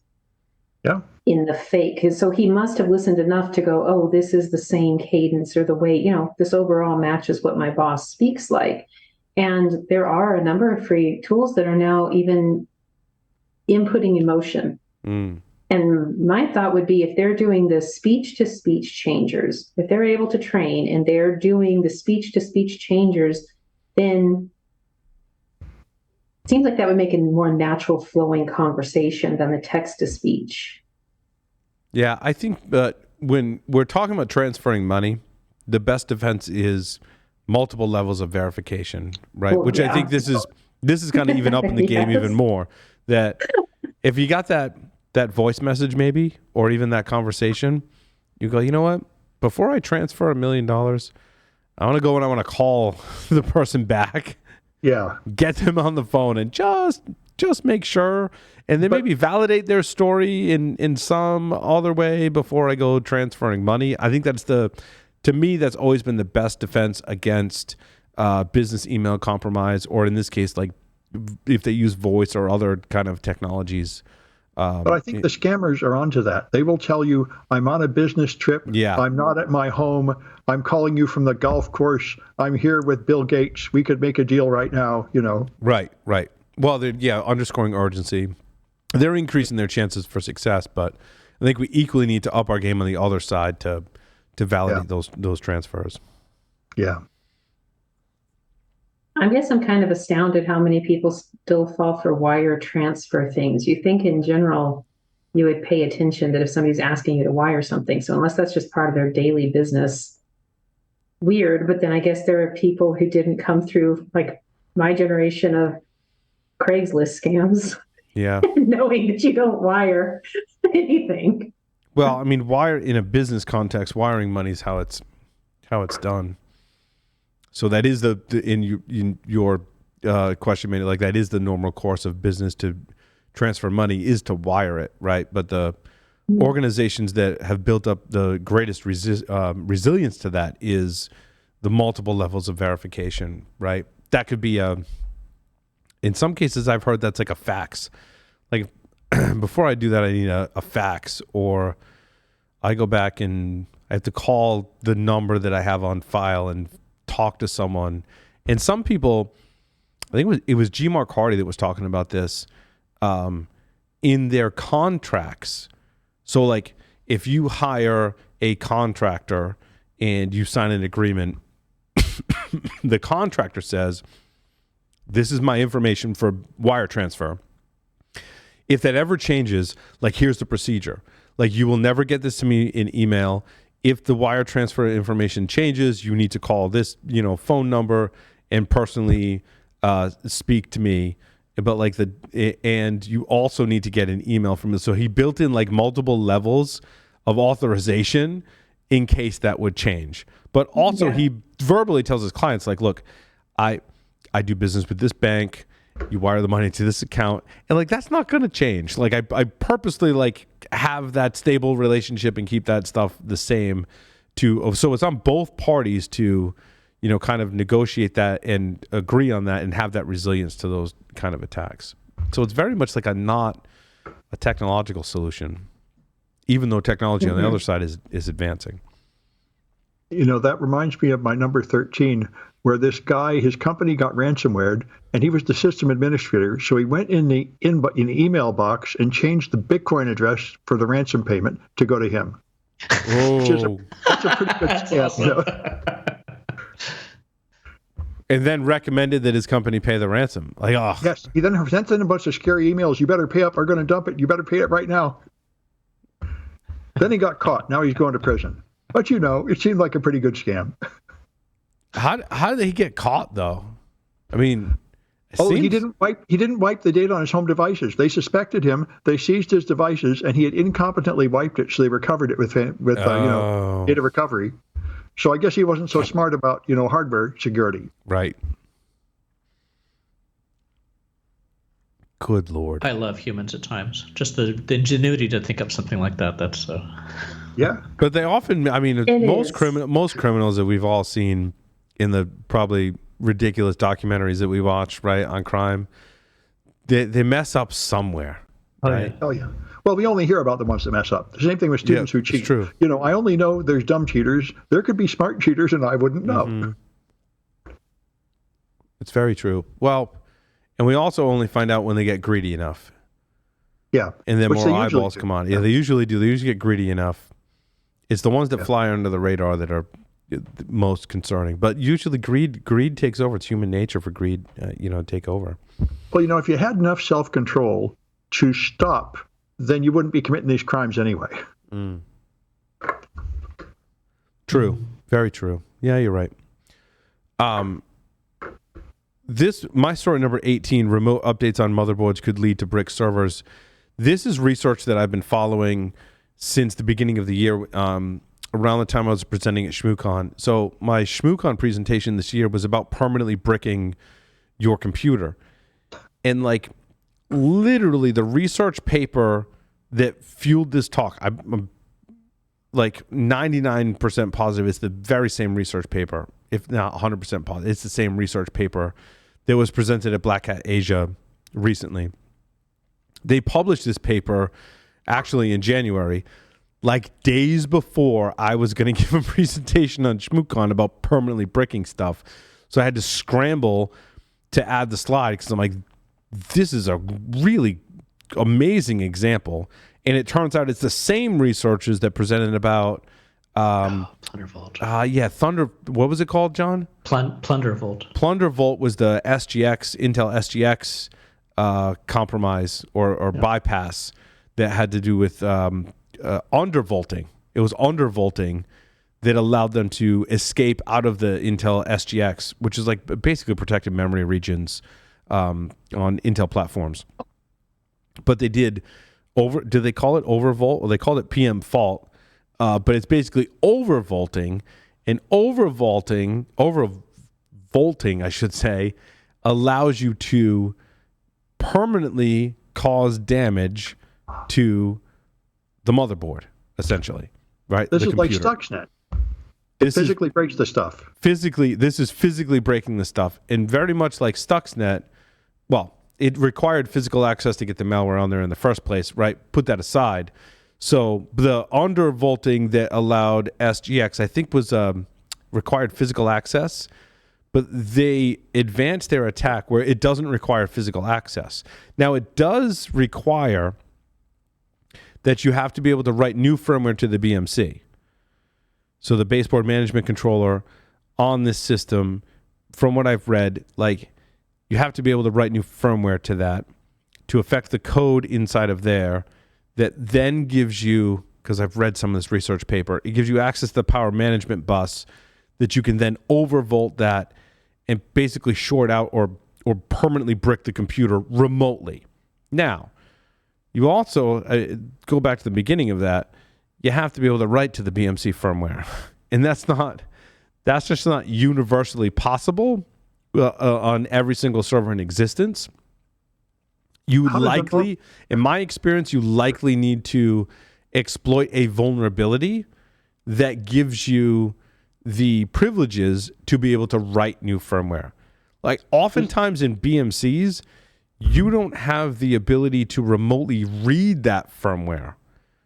I know this because it's very pertinent to my day job, right? Because I would love this ability. Like, I would love the ability to go onto any server universally, pull the BMC firmware and do analysis of it and tell you whether or not it's got malicious code in there, or it's compromised, or it's been changed, right? But the BMC firmware is protected and again, it greatly differs platform versions. I mean, there's, even in just Dell and HP servers alone, there are multiple different versions. Think about DRAC and ILO, how many different versions we've gone through.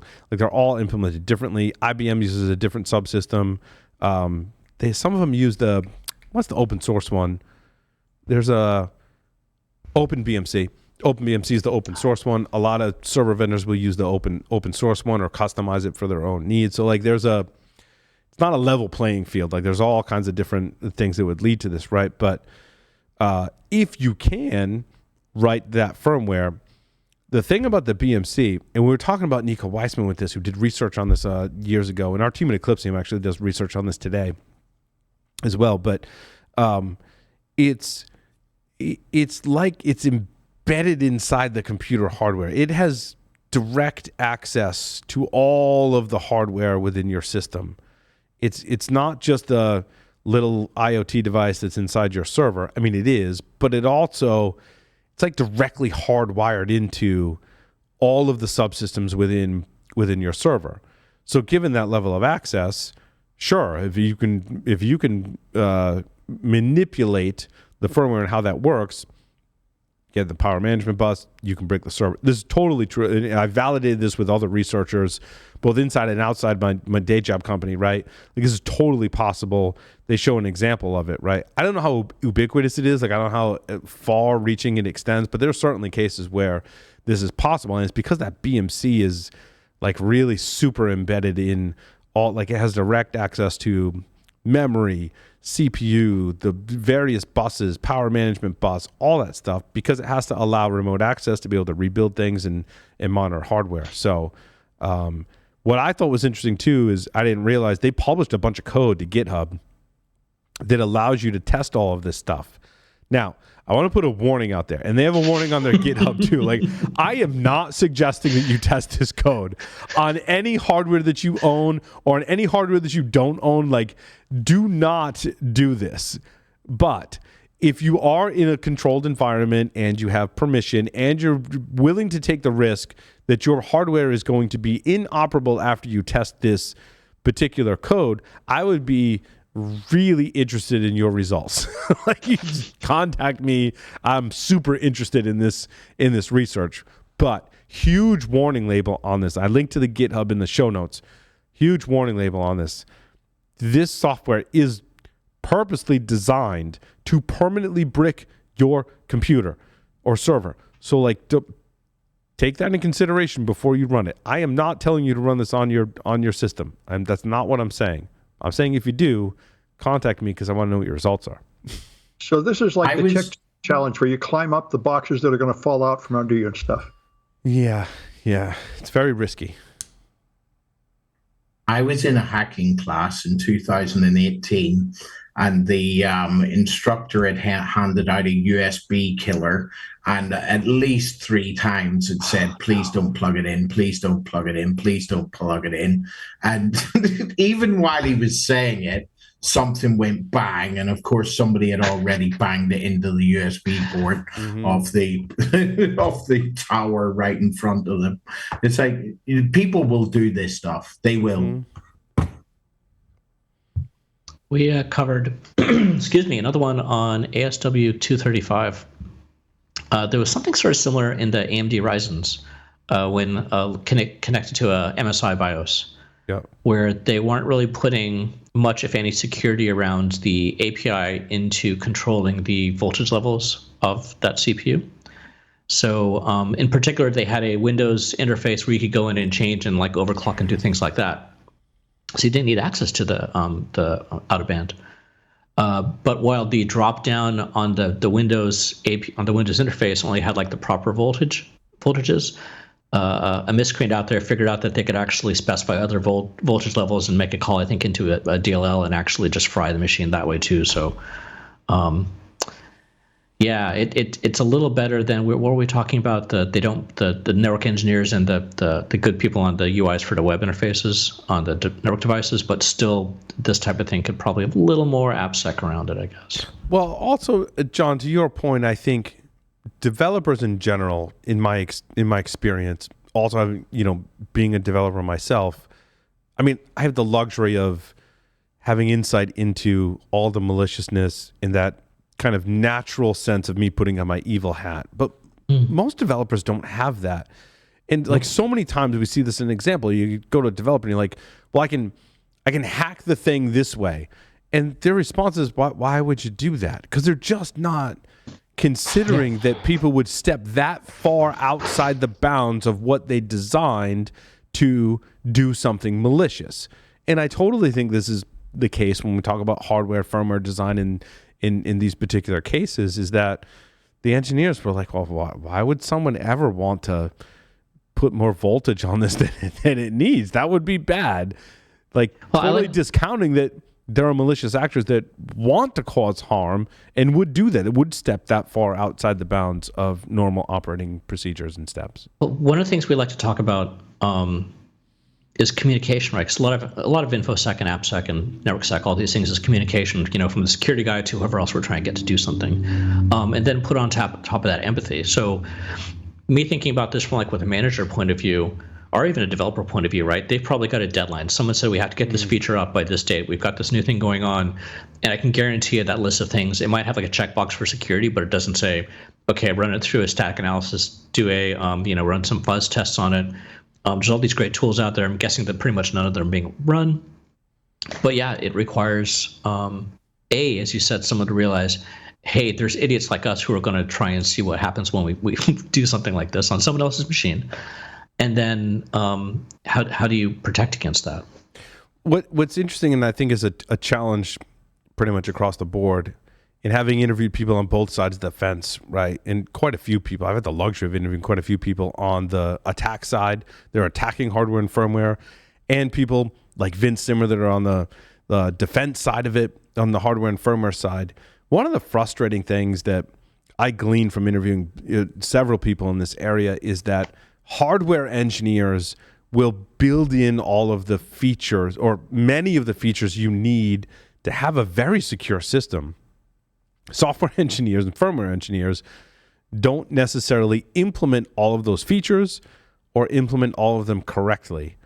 And I think that's a really frustrating thing for the folks who are designing the security mechanisms to go, I designed a system that you could use this in a much more secure manner. But when you went to implementation, to your point, John, you had a deadline and you just decided not to implement that feature or not to implement it fully or correctly. And therefore you left an opportunity for an attacker.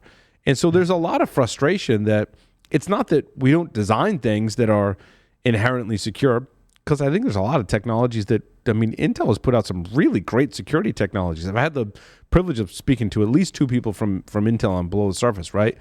Put together awesome security thing, but then I'm like, then MSI or someone else leaks some keys, and it undermines the entire security architect. The whole purpose of a key is that it's private. That's why we call it a private key. You're supposed to protect that, and if you leak that, then the security is out the window. Or if you don't close out manufacturing mode, you've given an opportunity for an attacker to put their own keys and do whatever they want with the hardware. It says right here, use manufacturing mode to do your thing. It's very well documented. And then you close out manufacturing mode when you ship the system. And I have an MSI server that they didn't close manufacturing mode. I can't fix the other frustrating thing for me is I can't fix that on my own. I have to rely on the upstream provider to then go fix that. Because either I don't have the capability, or I could break things. I could put more operational risk on my system by trying to fix it. So I think there's a certain level of frustration. I think it definitely ties back to physically damaging a server. There are safeguards in place, and it's a complex supply chain to get a system that ships with all of this stuff configured correctly, especially in the Intel world, because you've got multiple players that all have to work together to get you your Dell or HP or Lenovo. Right? And I'm not going to pick on any of those vendors because they largely have done a great job of, in that sense, manufacturing mode is an example, shipping systems without being in manufacturing mode, right? The major providers have made strides on doing that, but it still leaves opportunities where these situations exist where an attacker could, in this worst case, in my opinion, physically damage a system. We talk about a denial of service or ransomware that's going to leverage this capability. That would be absolutely devastating. That would be a bad day. It would be a bad day. There's multiple levels of that. This case to me is the worst because there's no recovery from this. You're physically damaging a system. Now, it's core to machine. Yeah, but take a step back from that. If I'm wiping out spy flash or doing other things, even at a low level, there are even still protections against that. Some systems do have multiple flash chips that back each other up. You could get a backup from the manufacturer. I talked about this in my ShmooCon talk. There are ways to do that at the server level. Go down the consumer level, if you wanted to wipe out a bunch of consumer level devices, I'm not going to tell you exactly how to do it, but if you do enough research, you could totally do that, and there would be no recourse for recovery unless, even still, if the vendor stepped in, it would still be hard. You might need to put a clip on your chip and flash the spy chip manually, and what consumer level, that's your percentage of users that could actually do that safely and successfely is pretty low. And that's where some of my concerns, being this hardware. It'd be interesting related to this stuff. I've been talking a lot recently about Amazon's Nitro boards, which is their baseband for controlling. Think about how many hundreds of thousands of servers they have.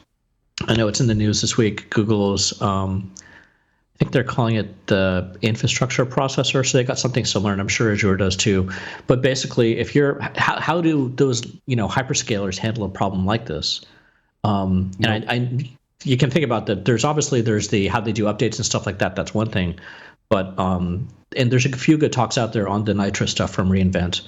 But how do you do this at such a scale that the sysadmin can't access the server, but also that if someone manages to break through one of those virtual machines, that they can't have a way of actually doing something with this? Next subject.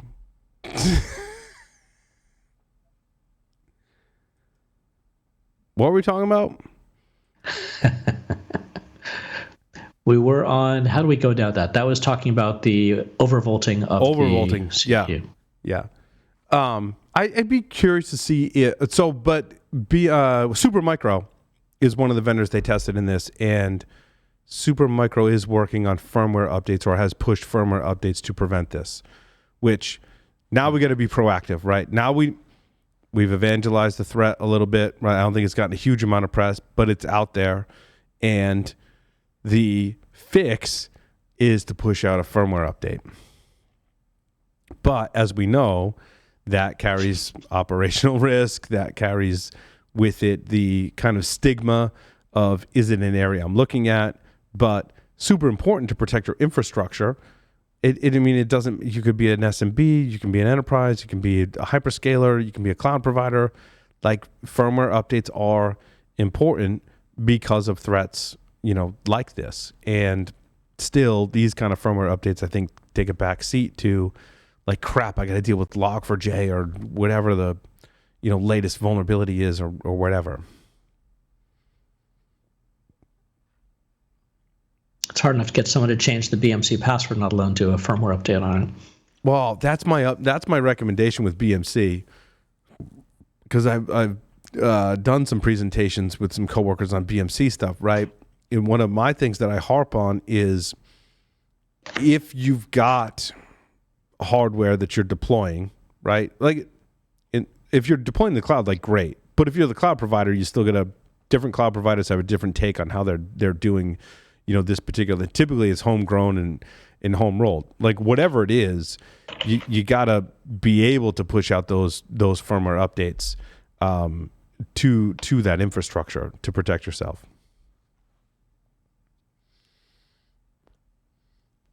Sam, Aaron, do you guys have other stories you wanted to cover? Sorry, we're geeking out about hardware stuff. While you're talking about that, you could mention, as you said it in your intro, Coldplay lyrics found in SSD firmware. Oh my God, this is weird. Nicholas Spark is. I interviewed Nick on Below the Surface. He's an awesome dude, and you have to follow him.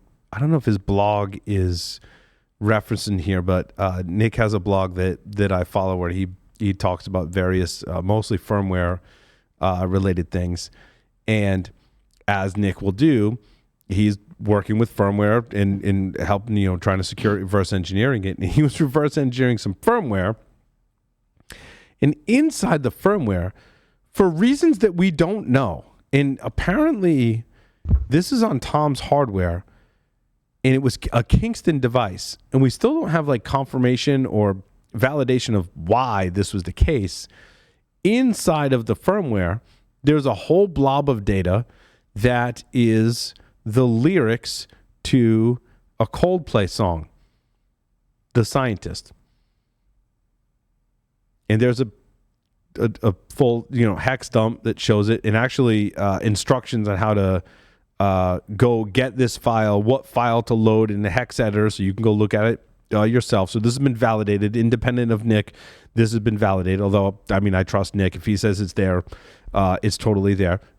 Tom's Hardware did their due diligence and validated it.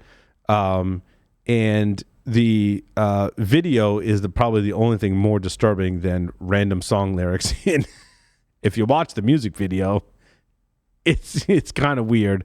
Just as weird as the lyrics being in this particular firmware, which is just, it's kind of like the Apple Satoshi paper being included with versions of macOS. Like, it's just completely, I don't know why we harp on that as like hackers and InfoSec people. Like, I find it kind of interesting. Like, I think we search for reasons, like, why is this like that? These two things don't go together. How do they relate? Like, why does did Apple, because they removed it, include the Satoshi paper on all versions of macOS for whatever it was, and then remove it?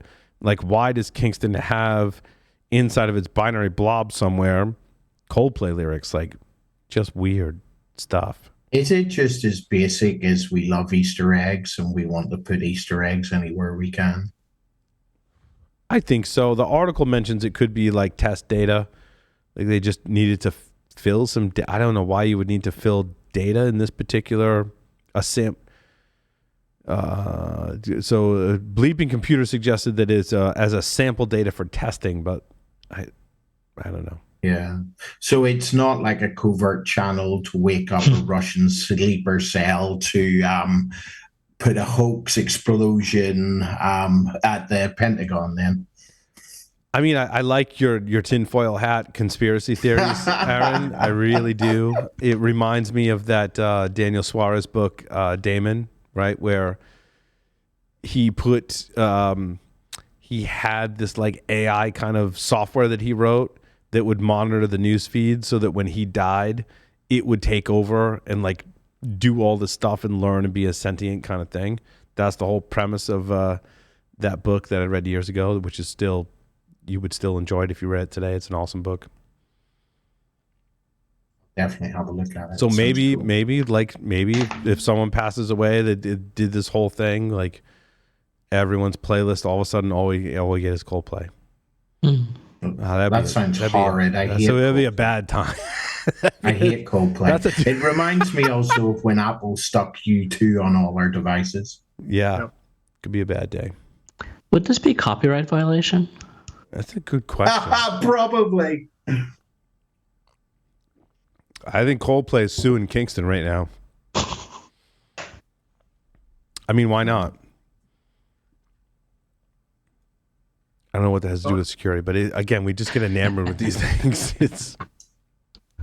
I'd like to mention my number one because it caught my attention. You can brute force fingerprint recognition on smartphones now, and you can do it on a lot of Androids in 15 minutes or a couple hours. The iPhone is impractical. Cool. Yeah, I mean, but you need a database of fingerprints to work from, which apparently you can get. And then you put a hardware device in to overcome the limitation on the number of tries and the liveness detection, which apparently only costs $15 to build that hardware device. And you basically have a gray key for fingerprints. Just seems like it would be useful for forensic analysts and law enforcement. So hold on. It sounds like a couple things at play there, Sam. So one is the database of essentially hashes that represent fingerprints. Right. Which we like to, our fingerprints are unique to a certain extent. But what's it doesn't less store all the data from the fingerprint. It only stores certain points. So what I was going to say is I think to explain that is the interpretation of our fingerprints by smart devices is much less unique. Because as we see it, like, you like barely touch your fingerprint. It's like, oh yeah, like I recognize you. It's like a fuzzy algorithm would be a way to put it. Well, in any biometrics, you adjust the sensitivity, and if you make it too picky, then you get false rejects. Mm-hmm. So you adjust it to have a certain false acceptance rate. It has some tolerance for error. So how many bits are there in the fingerprint? And apparently not enough. I mean, if there were 128 bits of random data in the fingerprint, this would never work. It must be some smaller amount, like 40 bits. Right. Because they have to, but there's also some threshold in the other direction where if my finger's wet or has dirt or grease on it, it doesn't recognize. So there is some threshold, but the threshold's high enough where the set of what a phone, well, not iPhone, but Android, I'm assuming Android devices, is that what they? Androids are the vulnerable ones, of course. And iPhones are the less vulnerable ones. I wonder if it's all Android devices or just certain ones. Well, I think, they tried it on 10 smartphones from top 5 vendors. So a lot of Android phones. I mean, they haven't tried them all, but they found ways. The important thing is the defenses are supposed to be, you only get so many tries, and it detects somehow whether you're really alive. And they found some way to defeat that. But that's the second level is, are you really, this is the silly putty defense. Right. There's something that detects if you're, is that in the sensor? That's got to be in the sensor, right? I guess. A temperature sensor or something like that. Mm. But anyway, it sounds like a handy thing to have. Put next to your gray key. I will say that it used to be much worse, though. I remember when we were first doing the show, and we talked about defeating biometrics. The attacks were as simple as you could get the silly putty, right? Yep. Or whatever, and defeat the fingerprint sensor pretty easily. Yep. The facial recognition, I remember one of our hosts would just print out a picture of someone and you could hold up a flat piece of paper with someone's picture on it and it would accept that. But the technology has evolved in both biometric cases where those are not feasible attacks. But this paper is interesting nonetheless. Yeah, well, I know I don't appear to be human because I cannot use the fingerprint reader on any Apple devices, and I can't make any Apple earphones stay in my ears. The only thing that works that Apple makes for me is facial recognition. Interesting. I don't appear to be within the parameters of a human. You've shaved off too much of your fingerprints, Sam, over the years. You've worn them out on keyboards or something. Something like that. Biometrics for a very long time haven't seemed like a good form of identity. You know, I think we've probably mentioned it 100 times over the years that once someone steals your biometric data, they've stolen your biometric data. It's like stealing your permanent password. You can't really change that. It just seems like a really poor idea for a form of identification. Well, it's okay as like a second factor and two-factor, and you can't beat the convenience. You're not going to forget your face. Yeah, I think it has to be combined. I mean, I've covered a lot of multi-factor authentication methods and companies, over the years, and my takeaway from all of that is you have to combine multiple data points into one. And I think this paper is particularly concerning because I think your phone, depending on which, platform you're on, right, kind of makes a lot of assumptions and makes it too easy for the user. Because there's some apps that are like, oh, like you logged in, like, do you want to tie that to your biometrics? So I'm not going to ask you for your credentials. I'm just going to ask you for your fingerprint kind of thing. And I think that's where this attack becomes real. But what I like better, and it's hard, I think, today to get this across the board, and I think we'll get there, is that it's taking into account multiple factors. So a lot of the companies I covered back in the day, and I think this is permeated into a lot of applications, but not ubiquitous enough, is that in order to say that Paul is Paul, you're not just banking on the fact that I can provide credentials as a username and password, that I can provide some other second factor like a, God forbid, an SMS or an authenticator app maybe, and a biometric, but also couple that with, are you connected to the same Wi-Fi networks as you were last time? Yeah. Or are those Bluetooth devices that are normally near you now? And even some of the companies, I'm talking probably not quite 10 years ago, maybe 5 years ago, companies were talking about the what is it in your phone that shows how you're holding it? What is that called? Accelerometer? Accelerometer. Like how you're holding your phone is the same.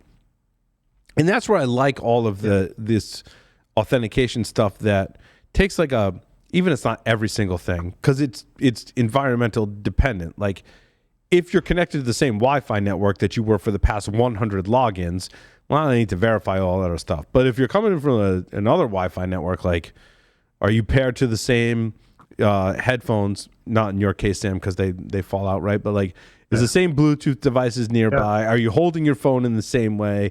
Can you give me your password? And can you give me a biometric? Well, then, like, I'm way more certain that it's you. And that's the kind of stuff that I like. Well, this is the whole point of zero trust. You should take every request and then look to see if it looks suspicious. I was going to troll with that one, but yeah. Yeah, well, it gets labeled as zero trust, right? But I think it's verify then trust, right? And it's about building what you verify. I don't know. I get a little squirrely when we start looking at the TPM. Like there are some mechanisms that will just like pull a cert from the TPM and go, like, you're good. I'm not saying they don't do this, but you got to validate that with other methods to ensure the person is the actual person before you authenticate them. I don't trust, especially with the Quarks Lab research, I don't trust the TPM like exclusively either in this particular scenario, because it's a chip with software like any other thing that could be bypassed. I think there needs to be multiple levels. Yeah. And I mean, Google's done a pretty good job of this, right? Also, I'm starting to look at passkey in that whole thing. I don't know. Everyone's saying I should trust passkey, but I'm still a little skeptical. I tend to go with the Authenticator app. I've been using the Authenticator app. Yeah, I am too, but passkey is supposed to be superior. what I'm hearing from folks, my experience with been okay, but what I'm hearing from folks in Passkey is it's not really enterprise ready yet. So a lot of if you think about SAML-auth and stuff like that, which folks are used to in the enterprise, Passkey isn't going to fit into that as easily. But then again, this is I'd classify that for now under hearsay. But I think in general, this stuff is like, it comes down to it's risk-based, right? So it comes back to a few of the stories we've had today. It's the way you authenticate, the level of trouble you'd want to go to authenticate to, I don't know, turn on the light in my room, versus if I'm accessing my bank, I shouldn't be using my voice, versus this now. Okay, do you check your heartbeat, or so it's some of these texts are good, but you can't take the 4-digit password and put in your BIOS, that type of thing. So. Yeah, I don't know. I feel like bank security is still pretty bad, because it's like all these things are across the board. I feel like I authenticate to some things, and I feel really confident that it did a good job, and I authenticate to other things, and I'm like, I don't feel so good about that. And that was my bank. Like that shouldn't be the case. And then your options for what you configure are all over the map, right? Like, do I need a physical YubiKey? Do I need an authenticator app? Do I need a password? Is it going to text me? Is the text a backup? Can I remove the backup and still also not lock myself out of shit either, which is also my concern too, as many of us authenticate to a lot of, and not even just nerds, like normal person in their everyday course of life, you have to authenticate to a ton of stuff. I guess this is also I don't know, I have this love-hate relationship with the way Apple does it.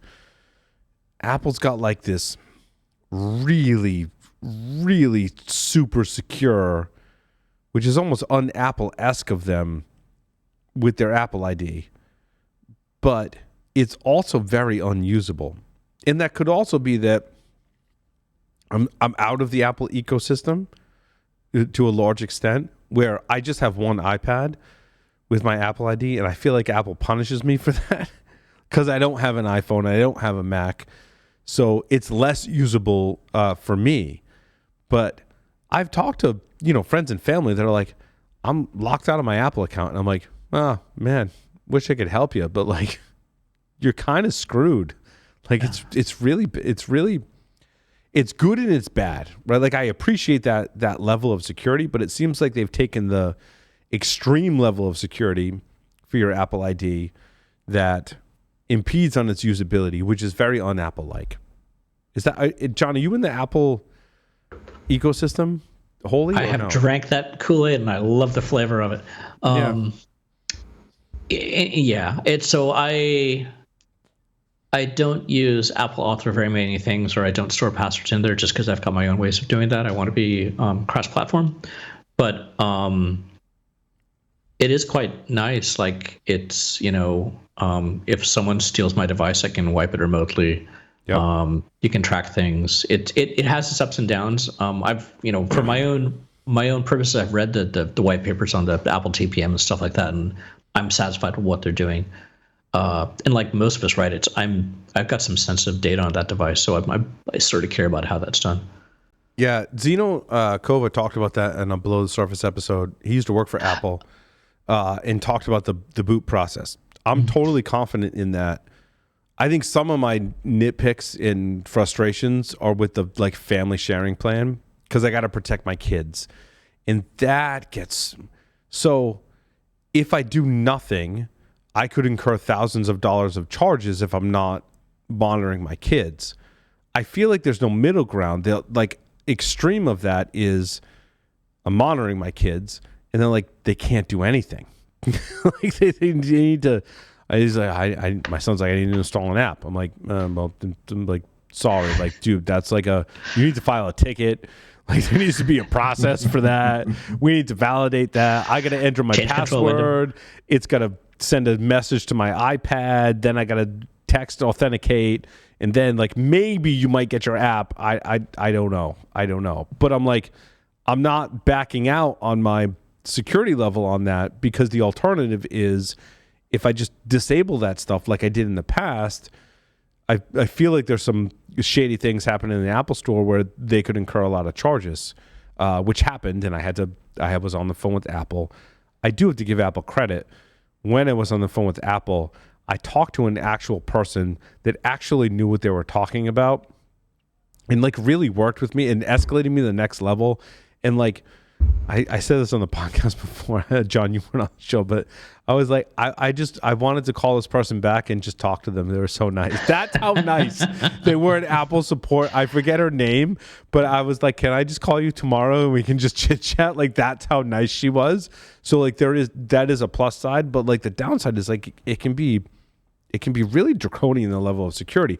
But also, like, I get it too. Like, I don't want to get too like down on Apple for that, because I think the reason they did that is because they were very high profile people.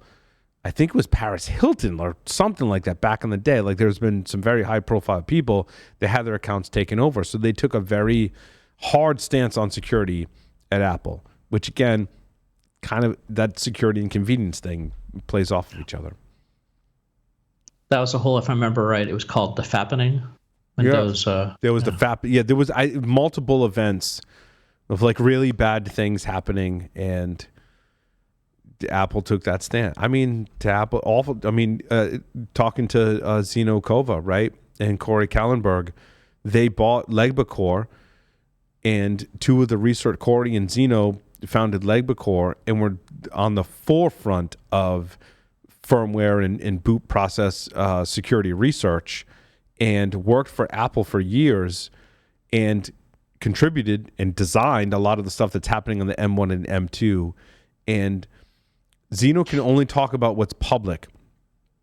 And I think that to kind of round things out, right? Like, Zeno talked about what was public, which is really hard for a lot of people to interpret. So it was interesting to get Zeno's like, here's what I can talk about, because he has the inside knowledge, but also knows what to share publicly. So he can share what's public in a more consumable fashion, and talked about, it's very similar to Google's Chrome OS, where you have to like take the screw out to like mess with anything in the BIOS. There's things that they did in Secure Boot, which isn't necessarily what we would deem as UEFI Secure Boot, but they did in Secure Boot that validates that you do own the computer and you can make those changes. So they did some really cool security things, which came through in that interview. So check it out on BTS. It's very much what we're talking about, that like balance of how do I give the user some control and some convenience, but also provide a level of security. In some cases, Apple has knocked it out of the park, right? But I'll still run Linux, because I think, unfortunately, a growing number of governments are, I'll say, concerned. So we'll have to see how it goes for next year or two, but I'm quite happy with it. Awesome. Any other closing thoughts, article stories? Awesome. Well, thank you guys. Thank you, Mandy. I think Mandy had to drop, but thank you everyone for listening and watching this edition of Paul Security Weekly. We'll see you next time. Over and out.